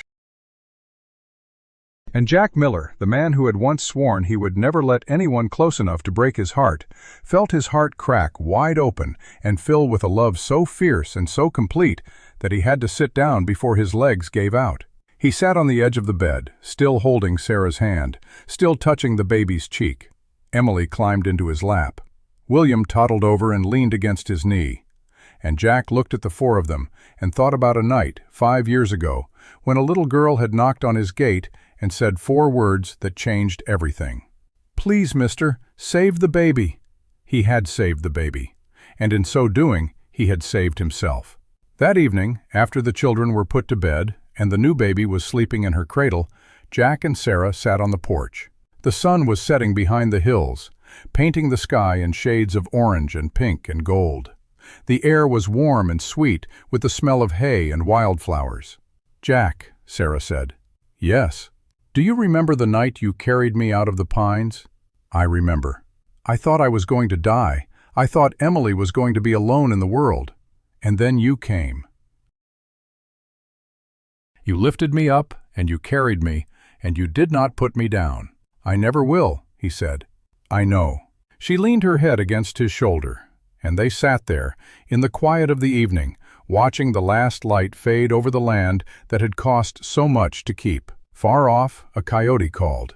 The baby stirred in her cradle and then was still, and Jack Miller, who had once been a man who had given up on the world, looked out at the hills and the sky and the woman beside him and knew, with a certainty that ran deeper than bone, that he had found his home. And the frontier, that vast and unforgiving land that had taken so much from so many, had given him back everything he thought he had lost. This is Clint Dawson, and you've been listening to Frontier Heart Audio. Until next time, keep your heart open and your trails safe.